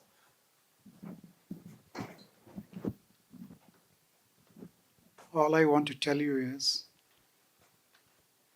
it may be a bitter truth, Singapore is always proactive, and they always try to improve the maritime sector. The MPA, you name anything, biofuel supplies, you name methanol supply, ammonia supply, they are way ahead. We are a bit laid back in the maritime industry in Hong Kong. We don't focus on the maritime too much. That is why you can see China, of course, it's a giant and they move very fast. Shenzhen and Zhuhai and all those ports, they do excellent work. You go to any port in China, there's a vast difference. So we have a port, we have a nice area, nice systematic people here. We can do far, far better than what we are today. But the maritime sector has been given at least importance, I would say. Whether it comes to bunkering or port calls or anything, you come to anything, you compare the Singapore port and Hong Kong port, being a small country there with a lot of people here in the maritime sector, management companies, quite a lot here. So many ships are being managed from here, but still we are a little bit laid back. May I ask a question here? I think I agree with you. You know, somehow, in terms of policy making, there's been really lack of attention on the importance of Hong Kong as a port and how many people are actually operating here. But if we're looking at what happened in the last couple of years, you know, all the discussions that we've had about green bunkering, you know, I mean, in a way, it's kind of opened up a new discussion, right? And everybody has got to get on board about decarbonization, IMO, you know, all the things that we've been talking about. Do you think, and all of you here in the industry, do you feel that at least in the last year or so, right, since the government has now put out some green agenda, that we're moving a little bit faster? I mean, in a way, that's coming to a moment of truth, right? You got to do it or not. You want to be green bunkering, obviously, bunkering as a whole, right? And then green, what are you going to do? And then China is taking all kinds of action as well. Christine, I must say, since last May, we had a methanol workshop at HKUST. And I must commend HKUST and, of course, we lead together and the government. See change. They see change. What we were in last year, May. Then we had the new policies came into the Maritime Week. And then onwards is going quite good. You know, but what I feel that all the people who have the knowledge is not being shared right now with MARDEP. MARDEP is doing so many things, and I discuss with Billy sometime, but I think we can expedite it more and use more knowledge to take it forward. Sorry, I also want to add a bit. Yeah, it's right. Hong Kong government has taken a few steps forward since the last two policy address, I would say.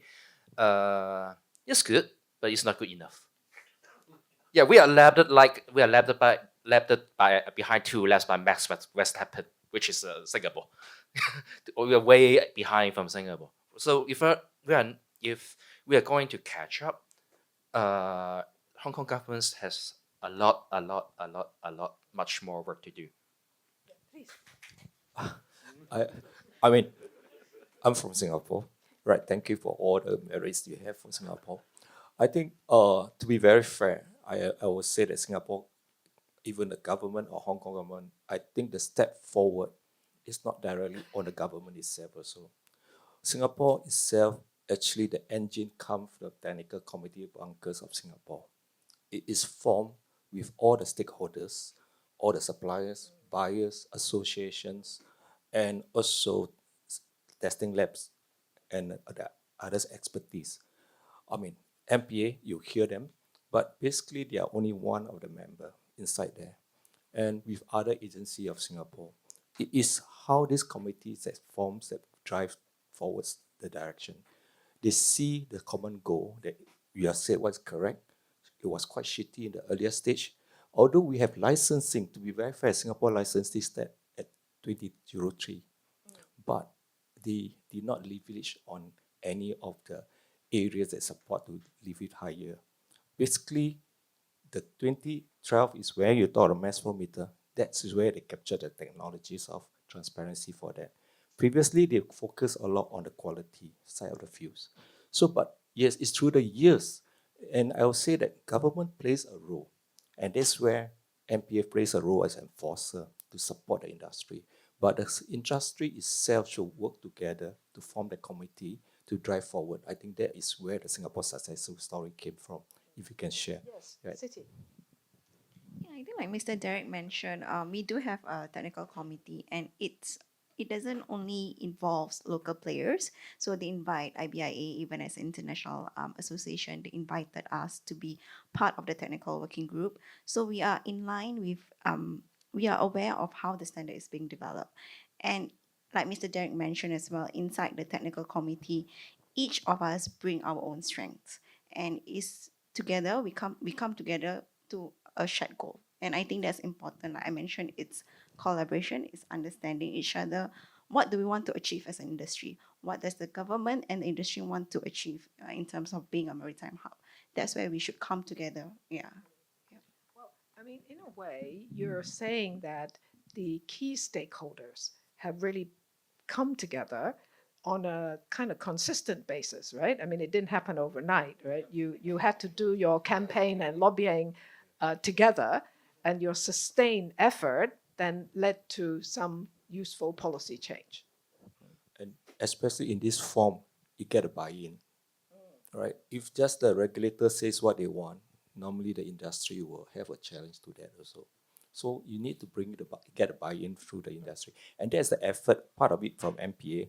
He continued to lobby the buy-in even after that. Right. I mean, in a way, we have 5 minutes left, which is good, right? But I mean, for us who are in Hong Kong, is there some more that the industry then can do?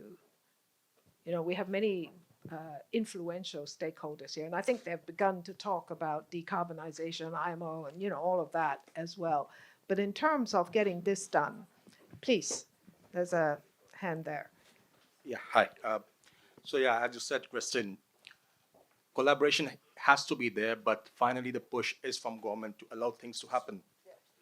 For example, LNG bunkering, yeah? So first LNG bunkering in Hong Kong was done in January on one of our ships in Seaspan. And since then, we have done over a dozen here in Hong Kong waters.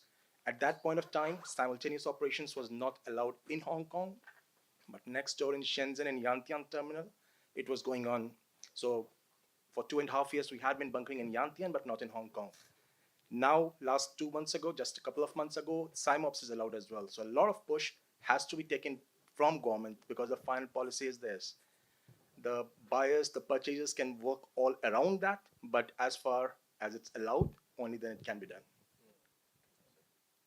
Any other comments? In that aspect, I wanted to add, like the Singapore MPA collaborated with the university like HKU you're doing here to carry out the dispersal studies. Some of the operation was not being done by industry people. It was being done by the university students like Jill is doing.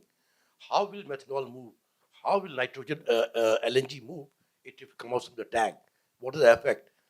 Ammonia study they did 2 years back. What wind speed, daytime, nighttime, all time study they did. Now we have a land from government, as Billy told me, but we still have not started the study. So you can do that study and you can use some of the class. In Hong Kong, in Singapore, done with ABS and one of the university together did the dispersion study, a real study of how will the vapor move. Well, I would imagine, and my colleagues can correct me if I'm wrong, if we are going to do what you suggest, obviously we'll do the research side, but we'll need people in the industry, right, to really work with, yeah? And that is a kind of explicit collaboration. And I think if the industry was willing to fund a process to do that, we would certainly be happy to do it. I mean, one of the other thing is we have relatively little capacity and capability at the universities in Hong Kong to do this kind of work because of the reason we talked about, somehow this was, shipping, maritime issues was kind of always sort of at the back. We hadn't realized. No. It was never at the back. I'm living here for 30 years. I know Hong Kong, how it was. It's in the past few years, I don't know what has happened. It's laid back. It was never like this. Hong Kong Maritime was always ahead. But I'm just thinking that at the research technical level, right, I don't think our universities are kind of, well, we never got funding to do any of this stuff, right? And we have funding to do lots of other stuff, right? But not this stuff. So I think that's another message, isn't it? That the public and private sector, we're going to do this as part of some kind of collaborative stakeholder long term, right? This isn't just do one study and we'll know everything. The sustained coming together, it does take a kind of continuing community effort. So maybe I think the HKSOA can help you for that one, Yeah. Yeah, like what Singapore did, they formed this GCMD. They funded $20 million every year. They're funding to them. They are cash rich today. Then they partnered with ship owners like Kwong, not Kwong, but there, Chevron. They all joined together, and they all are partners. Today, GCMD is so cash rich that they are doing their own, ordering their own bunkering hoses, ammonia, own, this quick release devices. They are hiring ships. They have so much money, all given by government and the industry. So HKUST should collaborate and see how to go the same way. Really, the kind of money they have is amazing. Well, maybe just to round off, if there are no final comments or questions, please. Just a little bit, coming from the earlier topic also, alternative fuels, and now on the liability involving bunker pollution in case of biofuels. So what my understanding is, what I have read, that BCLC convention is not covering the biofuels because those are not persistent oils. And the only convention which actually international covers it is the ANS convention, which is not in force. So what I understand, that in case of a pollution, the local laws or the local regulation is the one which is covering in case of biofuels as taken as bunker, which are not defined in the BCLC.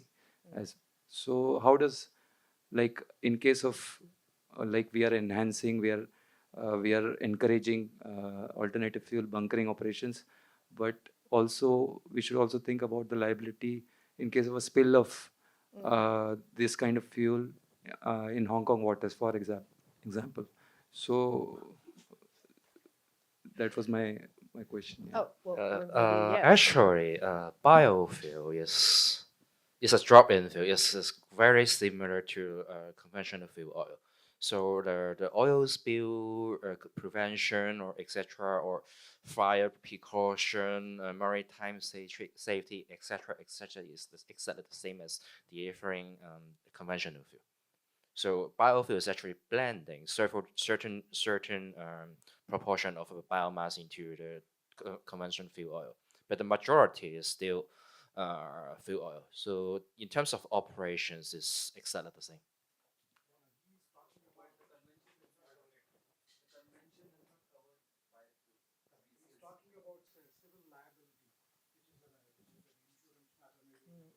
I think Hong Kong laws and maritime laws and fire departments, and they have rules and regulations on this.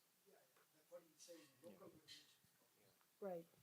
And lastly, one thing, when we are talking methanol, which is also, I would say, if we are talking methanol bunkering in the future, one last thing I want to add is, we really need government, all departments from the government to collaborate with each other. Fire department, marine department, EEB, TLB, and most important, customs. Yes.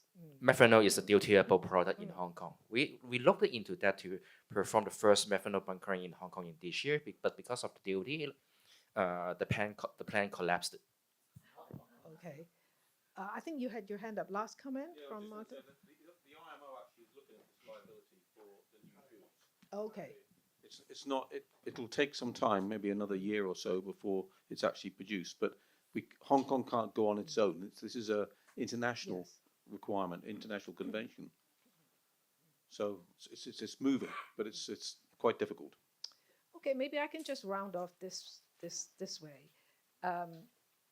We have a high-level public, government policy address on the 17th of September.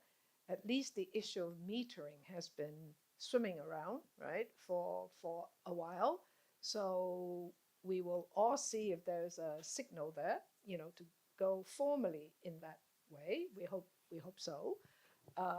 Even if there is a clear signal, obviously it still involves all of us, the maritime shipping community, to actually come together, right, to kind of really make it work. And then lastly, there's actually a lot of learning at the international level, to very local training of people who are actually working in the ports and bunkering and so on, to really shape up. And then you have an event on the 18th of November, maybe during the Maritime Week, whether there is a signal from government or not on the 17th. I think Maritime Week will include metering and new fuels as part of the program. So whatever happens, please hang with each other. And at HKUST, we will do what we can. We do have a number of research projects that might be useful, and we look forward to seeing you all again on various topics. So please put your hands together for the panel.